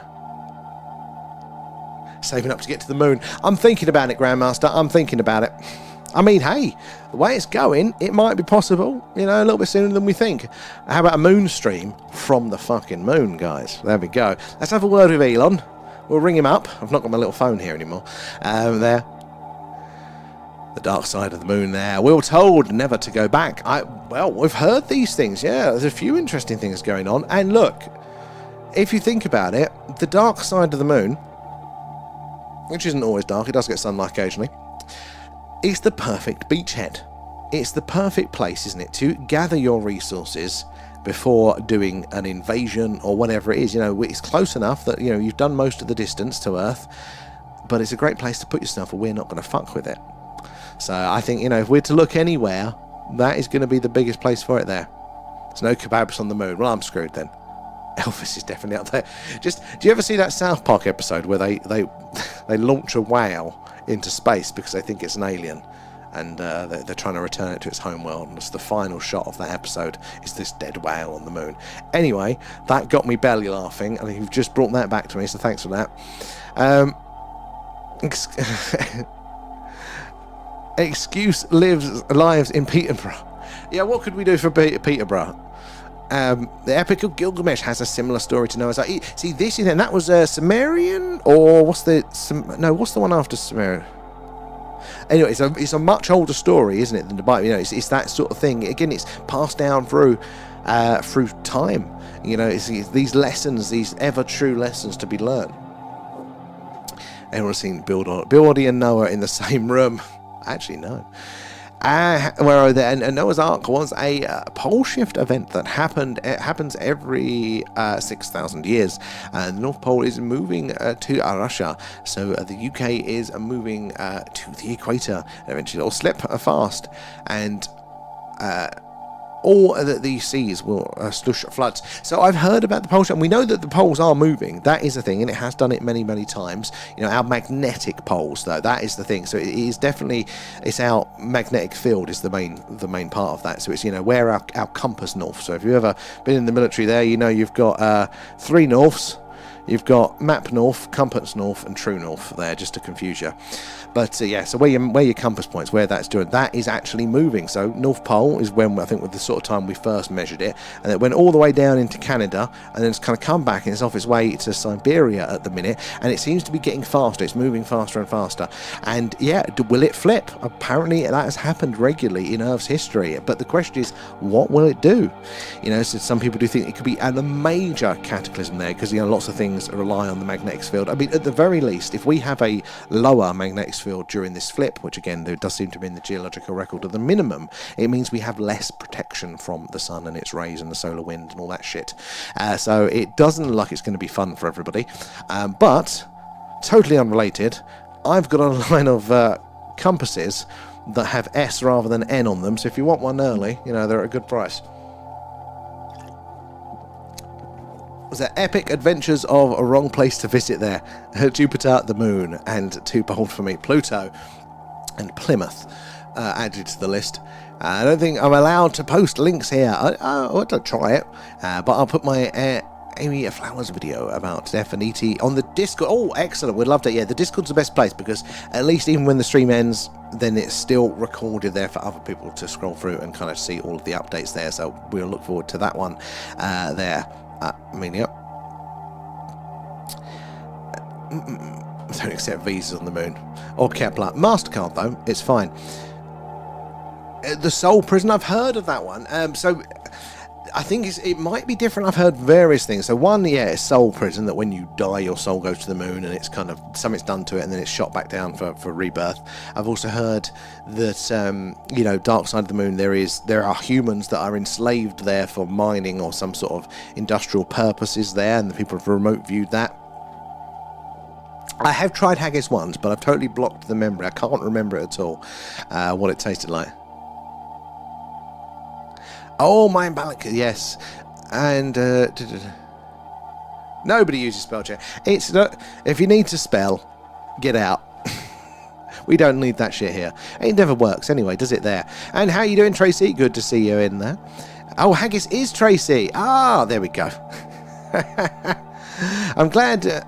Oh, haggis. Oh no, haggis. Tracy, I thought Haggis is lovely. That's from A Up. I thought Haggis, Tracy, my eyes tonight. Jesus Christ. Tracy there. Has anyone seen a green ball of light falling to Earth? I have seen it twice over forests, but not a fast fall. This was controlled. Oh, now, so if it's not fast, no, and that is very, very interesting, isn't it? Because, I mean, green, you can get green meteorite shooting stars re-entering and all that sort of jazz there, and if that's to do with, you know, what it's made up from when it burns up there, you know, kind of like if you used to light old newspapers, that'd go green, wouldn't it?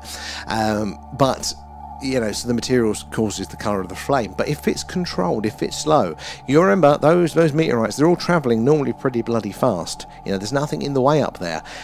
So if it's controlled, that is very, very interesting. A big bright green light there, and you've seen it twice. Oh, I don't know. That is a very interesting sign. Have you managed to catch a picture of it? Has everyone ever cough, sneeze? There was one time. We don't talk about it. There and UK Starlight, how are you doing there? A ghost of a Bruce Lee seen in Chinatown. Where do you get all your information? Your finger is right on the pulse of all these sightings. Where do you get it from? There, but both over North Wales. So I cannot pronounce the name of it. It's not one of the hard Welsh ones. It's just that I've got an awful memory, so I can't remember what it says. But what was the one? It starts with a P. There was a crash, wasn't there? Into the that was North Wales, into the mountain range there. That was an interesting one. That's one of the locations we've got on our UK tour one. We're all real human aliens here. Maybe. Where are we? Over on the tubes? No, the tubes. We're back on the tubes. Let's go back to the chat. To the TikTok.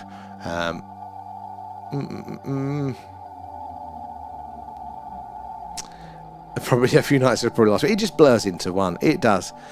Problem is, you know, we've I remember obviously the big events, but yeah, the actual streams themselves now we've done over a year's worth. The red phone, I put it downstairs, it kept falling off, so I had to sacrifice it. Maybe I'll bring it back, but it didn't get used enough. Alan robbed it. It's straight to cash converters, Kate.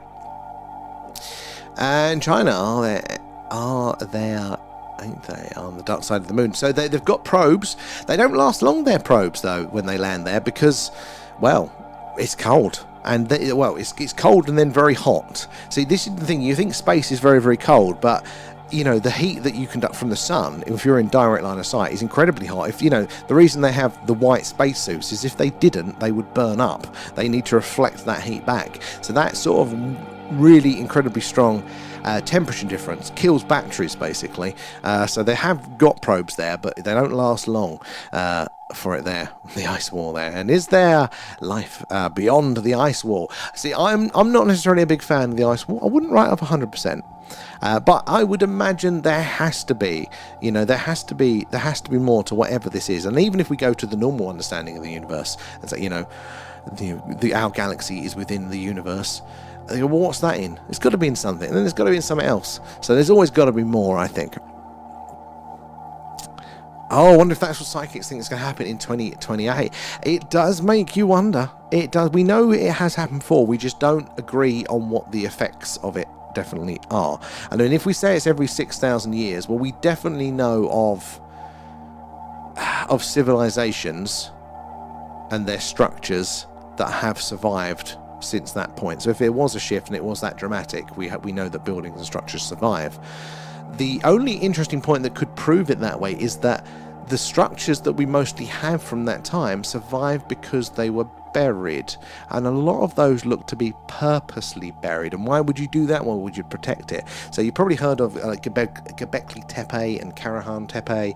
There is basically these, it's part of Turkey. There's the oldest that we have, that we're aware of, by the mainstream accepted, you know, structures, megalithic structures, and they call them obviously temple complexes and things like that, but big carved stones and pillars and things like that there. Again, it pushed the date back for human civilization, but quite dramatically. I think it was like 6,000 years was the known point, but this place was about 12,000 years.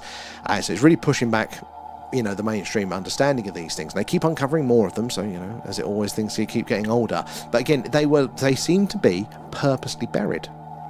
There, these huge structures they'd put a lot of effort into and lived in for a very long time and used for a very long time, they purposely buried. And why would you do that? You might want to protect your shit if you think something's coming. But another theory that I heard, so if you heard of, that people think that the Sphinx is older because of the water erosion on the enclosure of the walls where the Sphinx was chiseled out. One of the people that pushes that, that kind of came up with that in association with, I can't remember the first guy, but it's Dr. Robert Schoch. He's a geologist there, knows his stone, and went, that erosion marks takes a hell of a lot of water, and Egypt hasn't had that amount of water since it was a rainforest, and that is, at least 12,000 years ago. So he thinks that, the Sphinx at least is very, very old there. But his wife, Dr. very, credentialed and respected in her own right, she has a brilliant theory that I'd not heard anywhere else before.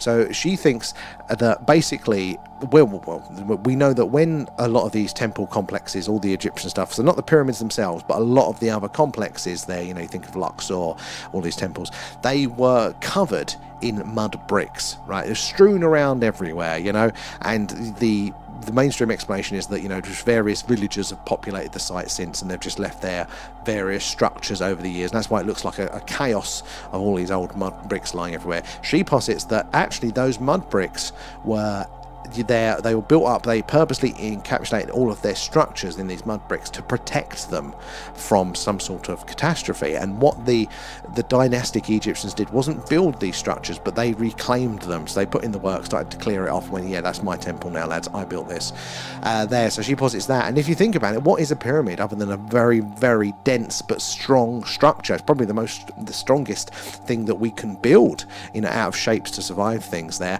So, maybe they were, these were just packing crates, the bit of cardboard inside the box there all scrunched up to protect the main goods of the structures that was within.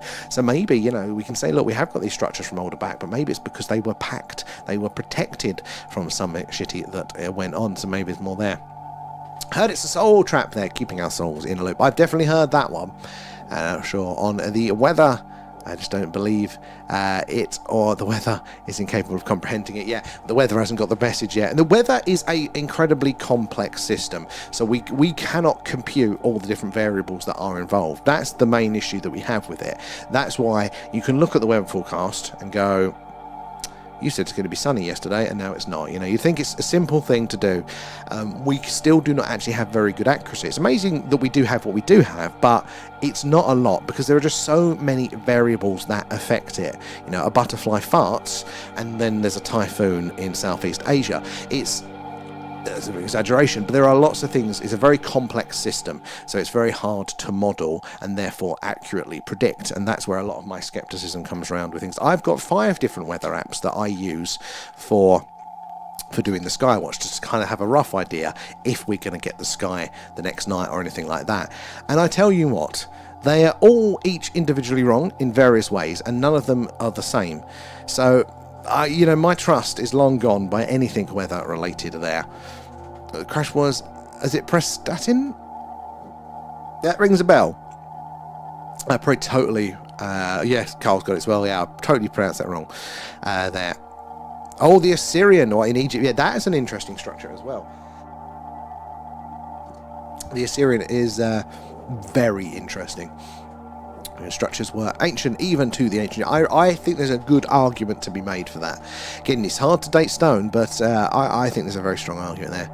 And triangle is the strongest shape for construction. So this is the, if you are going to build something that is going to survive, give it the best chance of survival, which again, so we've said this before when we're doing the SETI searches, that, the recent paper, and I think it makes a lot of sense, that it might not be the hello message that we'll hear, it might be the goodbye, because that is when a civilization doesn't need to spend its time, money, energy, whatever it is, other shit, because there's no point. What it does do is it puts all its efforts in the SOS, in the help us, or the goodbye, or whatever its final farewell is. Because, you're not worried about next season's crops if your son's going to eat you in 2 months. You're not worried about these things if your planet's on the edge of dying. You go, right, well, everything we've got into this one thing.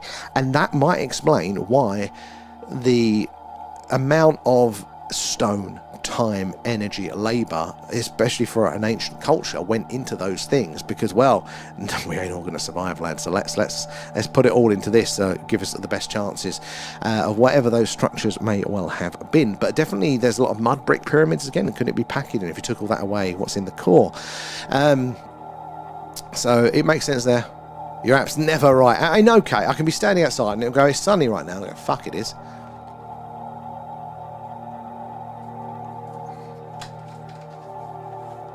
Complex systems. Very hard to model. I sometimes tell them it's sunny when I'm being right. Literally, yeah. And the tube is equally as strong for twisting and compression and crushing forces. I didn't know that. Interesting, the wonders of geometry there. Adam as well coming in with the gifts. Appreciate those guys. All goes back into the stream. But yeah, no, I'm compelled. I've only heard that theory once, and that's said. I don't know what her name is, sadly, and I think obviously we should know that one. But it was I heard it off the cuff on a podcast, looked into it one night, and then totally forgot over all the details. But it's worth checking out because I think that presents it well. You look at all those ancient pictures, you see all the rubble, the mass building up around all the old structures before we cleared a lot of them out. Makes a lot of sense there. I totally, Adam, you know, it's no wonder we all have trust issues, but this is like, if you cannot predict if it's going to be sunny tomorrow, do not tell me the sea level is going to rise in 20 years. You can tell me that we need to be better, I can get behind that, right? But don't lie to me. Don't fucking lie. Where did we get to? Down here, where all the aliens there, and there was a Bruce Lee as it seance back in the 80s there. Oh, what? And it was all over. Boom. Land. Oh yeah, was that?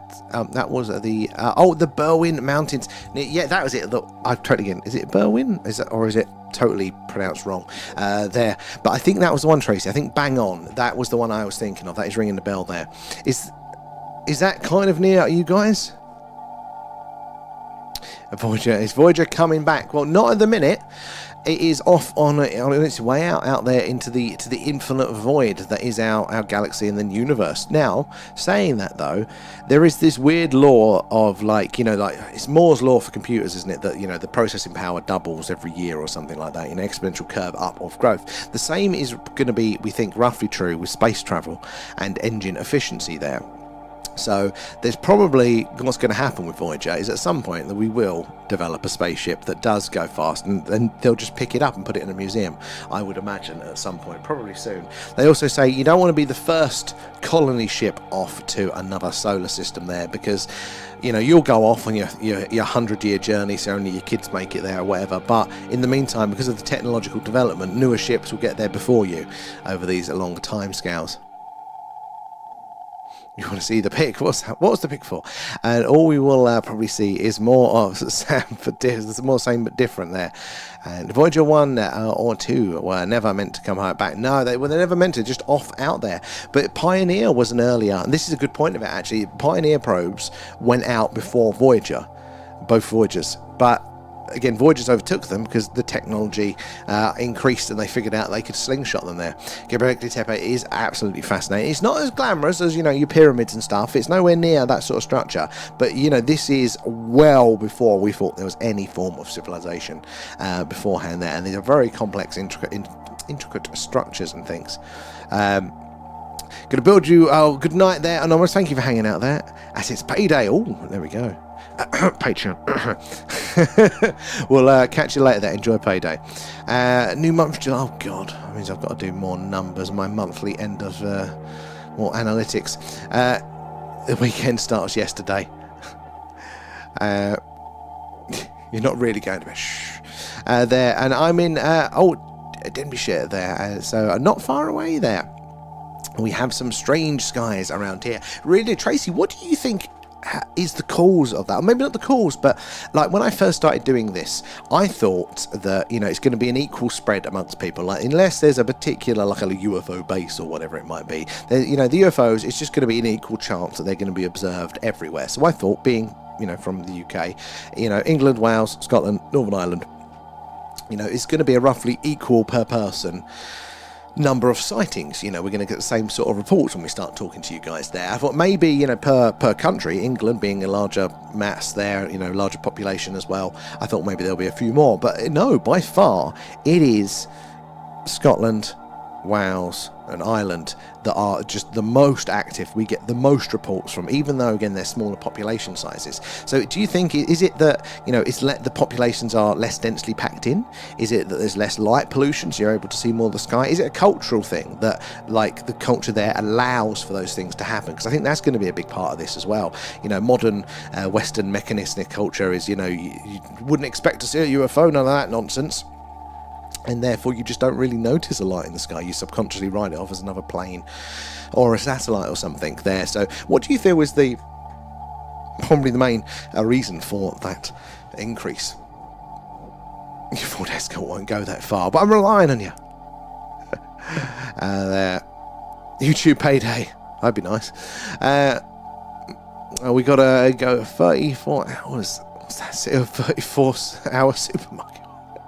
Extra 10 hours because I am human. What's that? It's getting hot there. Oh, well, typically it's done. It's jumped ahead, so I've missed a few. Sorry, guys. Let me find out where I was.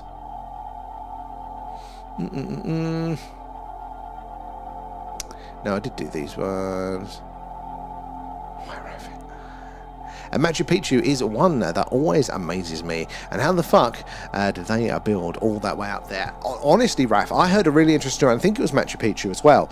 That basically, because they, you know, it was the Inca that built it, even though the Inca say themselves they did it. And there's that clear different layers of stone, the fucking massive blocks, you know. And then on top of that, it's the medium-sized but still pain in the arse blocks, and then you just got all the sort of smaller handleable sized stones there that are kind of stacked into all the gaps. And archaeologists, it's all the Incas. There were actually one of those bigger megalithic blocks for that was still in the quarry, which the quarry, they've mapped it for Machu Picchu for the stones, is higher up in a neighbouring mountain. Like, not a massively far on, kind of like on the same ridge, but, you know, it's right up there. You know, and they found like a stone that was, you know, half cut out basically. But there are reports from the actual Inca king or whatever their tribal, whoever their high structure was, that, you know, of the time, that basically he ordered one of these loose stones to show his strength, that to be brought down to Machu Picchu and to be added to the structure, and they couldn't move it. And then basically they got it halfway down or something, and then they ended up just losing all of their men, you know, that fell off the side of the cliff, you know, and kind of went with it as it fell. And it's like, you know, so even the Inca tried to move the stone, they couldn't themselves. So like, who the hell built all of that up there? What a perfect little refuge away from you know, cataclysms and things. We did all of those ones, All Celtics, maybe their deep-rooted belief comes from somewhere. It does. Maybe it is those cultural roots that just kind of, even in this modern day and age, leaves a little bit of a window open, you know, to kind of like go, oh, maybe it's that, you know, to be more aware of these things. You know, it definitely makes sense that there is that Celtic lap there, actually. That is a very, very good point. And absolutely the best channel. Tip my hat there. Thank you there, Anonymous. Do appreciate you, as always. Hopefully the supermarket isn't too long. And but is it due to the lime in the soil being attracted? Well, see, yeah, maybe there is something literally in the soil. There is something that is attracting the craft, maybe resources they want or need. What was they talking about? Granite as well is another interesting stone, isn't it? It's piezoelectrical properties there. Maybe that attracts definitely higher amounts of weird shit sightings around, you know, granite outcrops and things like that. Where did we get to? I want to get all the stuff off Joanna. Oh, Joanna. Yes, I know Joanna. Yes, not personally. But yes, I do like her. Actually, her name is that. I might be entirely wrong. No, I know. I think it's Johanna, isn't it? Actually, pronouncing it. It's a weird names, but I know the lass. That was thinking about it as well, but then I thought of submarines and rockets. So, well, yeah, equally disperses the things around. So under pressure. But, you know, I suppose, yeah, so maybe it's not, you know, but would we be able to build a large sphere? So maybe it's the best, strongest structure that we could build on land. Resilient as well, because you suppose you've got the angles, but then you have an angle on a sphere, wouldn't it? But suppose, yeah, it couldn't be a cylinder because then you've got the vulnerable ends. So maybe then it was a sphere. and we couldn't build a sphere, so maybe that's why. Interesting, tick tick, interesting there. How are we doing, Kim from Georgia? Very much a welcome in tonight, Kim. How the devil have you been? So we're doing our alien radio signal hunt at the minute there, and we've still got a little bit of time left. So as the Earth rotates, we're listening out to deep space there, hoping to hear ET say hello. We're listening on a frequency called the hydrogen line, and that is the channel on the radio dial there. That ET is meant to be most likely to leave us the message where the science thinks that we should pay our attention to hear a message from a deep space. It's where the WOW signal was heard, amongst many other signals from the past. So yeah, do say hello. Let us know where you're all watching from tonight, but hopefully we're going to get a nice clear signal on the screen there. I'll catch you later, Raf. There, but yeah, also make sure you're following, subscribed, whatever it is, wherever you are. We are on pretty much every night there. Clear skies, we do a UFO, UAP sky watch. It looks like this. We see all the weird and wonderful things in the night sky here in Wiltshire, in the UK, right in the heart of crop circle country. And if the moon's up, it looks like this. Again, we've seen some strange things on the moon, yeah, and hopefully you'll get those notifications when we go live. Let's double check the weather, because we were expecting a good run of clear skies this week, but we have already been shafted by Mother Nature. If it wasn't already doing me in because of the old heat wave that we've had, Thursday morning, broken cloud tomorrow night now it's saying, but Thursday night is looking clear. Okay. How about Friday night looking clear? Yeah. All right, Thursday and Friday. So tomorrow, it clears up in the afternoon, and then literally as we come on, it's meant to get cloudy. But maybe it'll delay it. That's the other thing. It can work in our favour. It can be cloudy, but it turns out to be clear. So yeah, we'll hope for a sky watch tomorrow night there.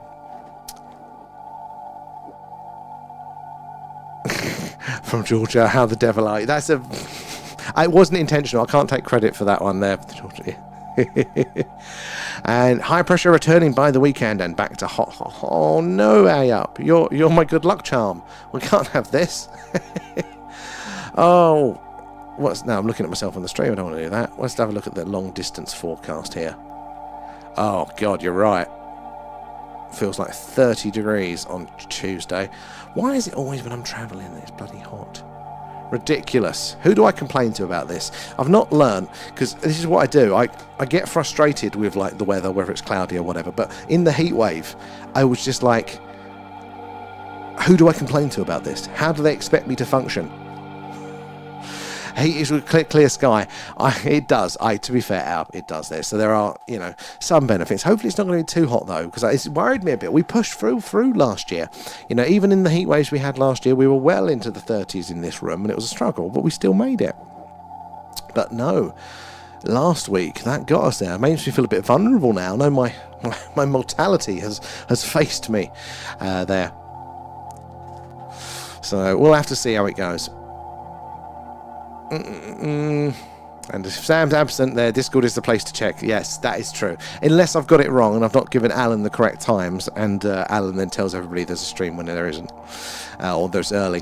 What's the chance of the moon being up and you being bothered? So, well, let's sacrifice a chicken and see where it lands for that one. Pick a god and have a try. Exactly. That is exactly it. I mean, I don't know what the moon positions are at the minute. It's not up for me. People keep saying it's up, but I think it's quite low. So, hold on. Let's have a look. Sky, is that the one I'm using for this? I think this is the one I use. God, it's been a while. Let's see where the fucking moon is. Moon! Yeah, right. Okay, yeah, so it is up, but, yeah, it's too low on the horizon at the minute. We might not get one for another month yet. Yeah, it's below the trees, because we've got the hill at the back of the garden and then the trees at the top, so we've got like a minimum threshold for it, sadly. But it means it's got time. We can try and get that extra gadget. I'm not sure where I'll pull that, which arsehole I'll pull that out of, but we'll try and get that one arranged. We need the better pan tilt to deal with the weight of the lens. Hot weather is returning. I don't want to hear it. I don't want it to. I've put my shorts away for the year. Just to get aircon to make us all feel just... Kate, I tried it. I borrowed one of those portable air conditioning units. There's no way I'd get a real one. I wouldn't know where we'd put it. I've got our dish on the wall Can't have an air conditioning unit, you know, the outside one near that. It'll interfere with it too much. So it's SETI or aircon. But we got one of the portable ones. We borrowed it off of some family, I told you last night. And the best it did was lower, like a room of this size, by 2 degrees. Like, that was it. And that isn't all of the electronics we've got in this room as well. So I thought it was going to be my saviour, but I'm a little bit worried now. I can't even daydream of that one. And Chloe, how are you doing? Good to see you in. We're doing our aliens radio signal hunt tonight there. And it's quite low and around to the southeast at the minute at 10 p.m. Yeah, it's right in front of us, but it's a bit low, I think. But we haven't done one in a while, and I do need to update this footage, so we do need to do a moonstream. Freeze the Tupperware bricks there. You know, that's an interesting one. You know, I've not thought about that. I had those ice packs. You know, like you get the, I don't know, whatever the chemical is that's in them there. Not the solid ones, but like the bag ice packs. I think sometimes you get them when HelloFresh or whoever, they send you some meat in the post or whatever it might be. And Leanne kept them because she's always got a headache. She has headaches. And, or jawache, whatever it might be. And they were sitting in the freezer. So I had those frozen blocks and I just had my feet on them all night in the heat wave. That's the only, it only lasted about half an hour before it just melted out again. It's warm. It was just insane. Sit in the garden. The garden was hot. The garden was over 30 odd degrees. It's ridiculous. It's ridiculous. I mean, we have got the on-location rig, but the problem, there's two issues, is that TikTok doesn't seem to be working on it anymore, which is weird. It's a pain to set up, especially when we've got all this sitting here. And yeah, so we've got the TikTok and all that, but also, like, I think the neighbours will get sick of me chatting away at 1,000,000 miles an hour until 1 in the morning. But we'll have to figure out a workaround if it is going to be this hot there. Oh, it's a cooler rather than air conditioning units. They are shit. So I've got one. It is meant to be an aircon unit one. It's got the one where you have to pump it outside and stuff like that. But yeah, it's not like the full-on wall-mounted bad boys one. So that's the one we got here, and it's just, I suppose, cooler is probably the technical, isn't it, of it? The difference between the two. But bloody hell, it was loud. It was louder than my old man's compressor in his garage, that thing running. You couldn't have it on at night, keep the street up. So that was a bit of another awakening for it. So either I get 12 of them. A solid block, what's that? Into a 1 litre tub, but will last a bit longer behind the fan. Yeah, I suppose start drawing the air through. I wonder, you know, I think I'm going to have to start experimenting with stuff like that, because it was just awful. If we get anywhere, how long does El Nino thing actually meant to go on for?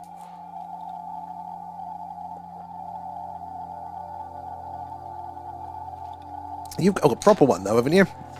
To 16 degrees. Oh, that sounds like heaven. Honestly, I was recording it at my bedroom at night after having that aircon on and turning it off and letting it equalise. Was 35.8, I think, one night, and I just laying there, you know. And downstairs wasn't any cooler. It was ridiculous.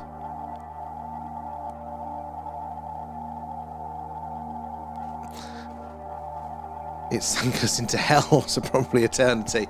Yeah, this is it. It's our new alignment, guys. So it's not right. Oh, apparently somebody was saying, I don't know how true it is, but like, because it's an older place, the way it holds the heat, like, because you'd cool it down and then it would heat back up, even like in the evening to the night time, it would heat back up. So it's like, I don't know if it's the loft cavity or the stone. I don't know if bath stone, which is what the house is made out of, if that holds heat in a weird way. But it was just mental. It was crazy. Like, you'd think in the evening you'd cool it down and then it would stay cool, but it was getting the heat somewhere because the temperature would rise again. It was the same, yeah. Like, I just didn't even think of these things. I thought if I, you know, put out the money, which luckily I got to borrow it, I thought that would be my saviour. But no, it was not. Oh, another harsh lesson in life that nobody's coming to save us. I don't think we've got a cavity. I think it's too old, this place. It's, yeah, how old is it? I suppose they can drill into things now and they can, like, squirt stuff in it and stuff. Sounds expensive. But it's typical, isn't it? It's freezing in winter, boiling in summer. Yeah, that's exactly it, Ayab. It holds no heat in winter, and in summer it holds all the heat.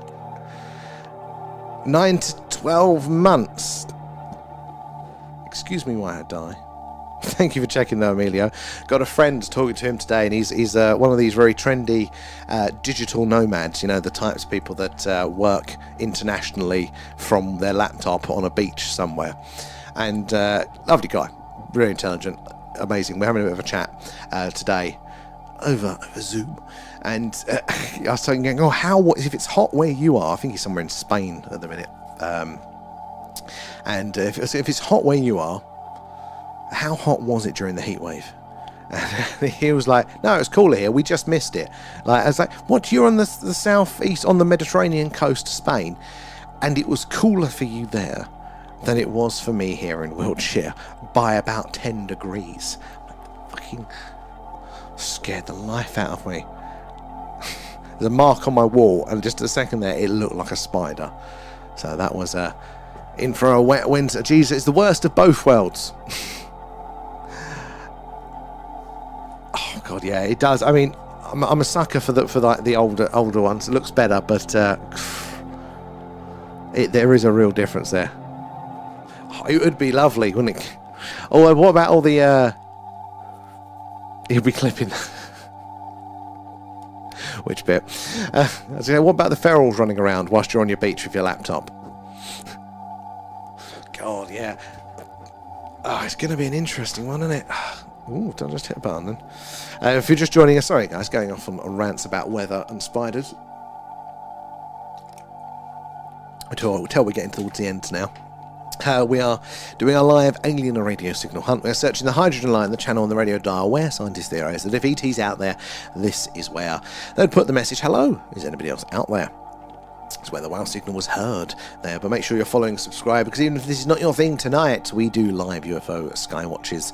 As it being based right in the heart of Crop Circle country here in Wiltshire, we do see some strange things there. So make sure, you're going to get those notifications when we go live. If it is a skywatch tomorrow, no, if it is too cloudy to do a skywatch tomorrow, maybe, don't hold me to this, maybe we might dig out Kerbal again. Maybe.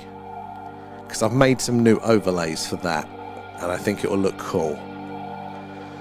But I've totally forgotten how to play it, so I kind of need a day of just playing it to remember what the buttons were for it. So maybe. I totally the same.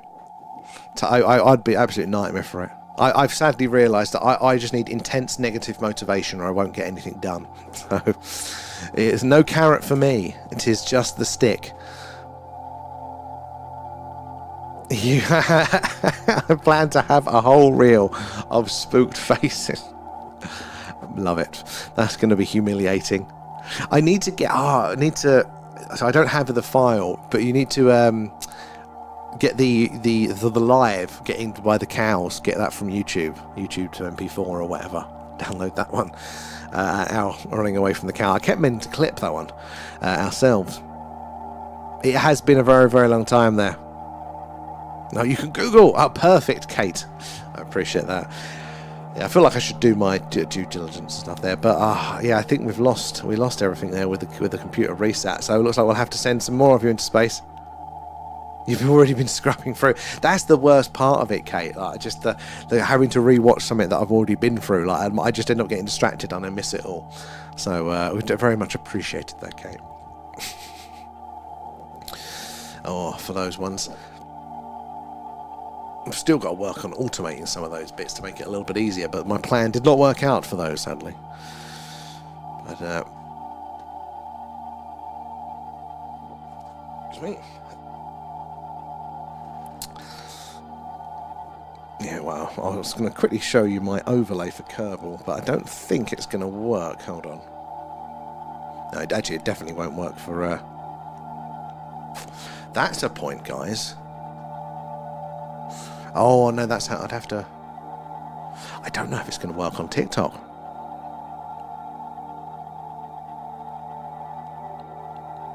There might be a workaround for it.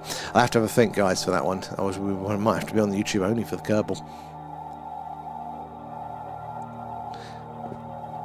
Oh, the 10-second skipper. Life-saving.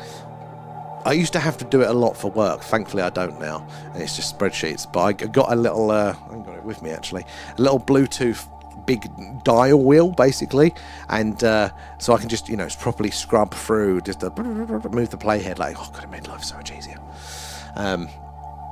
Just scrubbing through. Have we rounded up yet? What's the time on there? Oh, nearly. It would be really handy. I'll have to try and dig it out and post it to you, Kate, because it is very handy. It's got a couple of other buttons that you can program as well, so you can just with one hand, you scroll along, press a button to cut and paste and delete and stuff. I wonder where it's gone. I'll tell work I need another one for accessibility and see if they'll buy me one.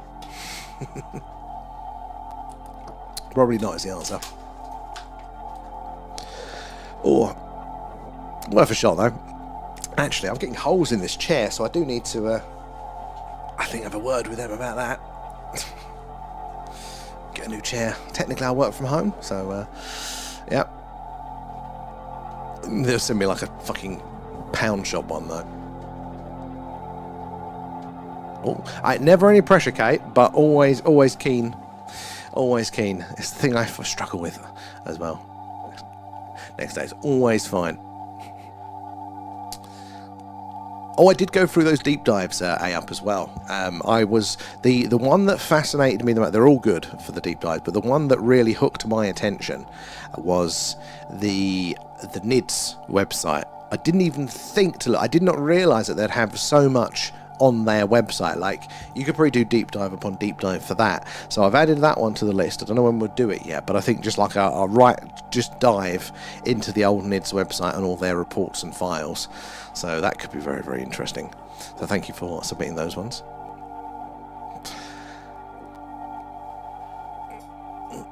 Where are we? There. So anyway, guys, we are rounding up. And that was just short clips. Excellent, like that. Oh, you just got in there, Liberty. That is a long driveway. Just as we're coming off. I'm glad you got back safe, though. Any news on your YOLO box yet? Oh, it's probably not even reached China yet, has it?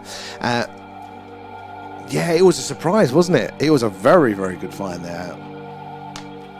So I'm looking forward to diving into that one. But we are going to wind up for tonight. And yeah, we're going to call it quits now. So tomorrow night, hopefully we'll get Skywatch in. If not, we might dabble with a little bit of space-themed gaming. You've been listening, keeping you company on the drive home there. They have emailed. That is good. That is good. But yeah, so yeah, we might mix things up. Probably not. It's a lot of effort to do something new. But thank you, everybody, for hanging out with us. We'll see you tomorrow, hoping for a Skywatch. And do appreciate you all. And again, Mods, thank you for keeping it wonderful as always. Do appreciate you there. And yeah, we'll be back on tomorrow night there. Fingers crossed for a Skywatch if the weather holds for us there. But yeah, we'll catch you tomorrow. All be good, guys. See you then.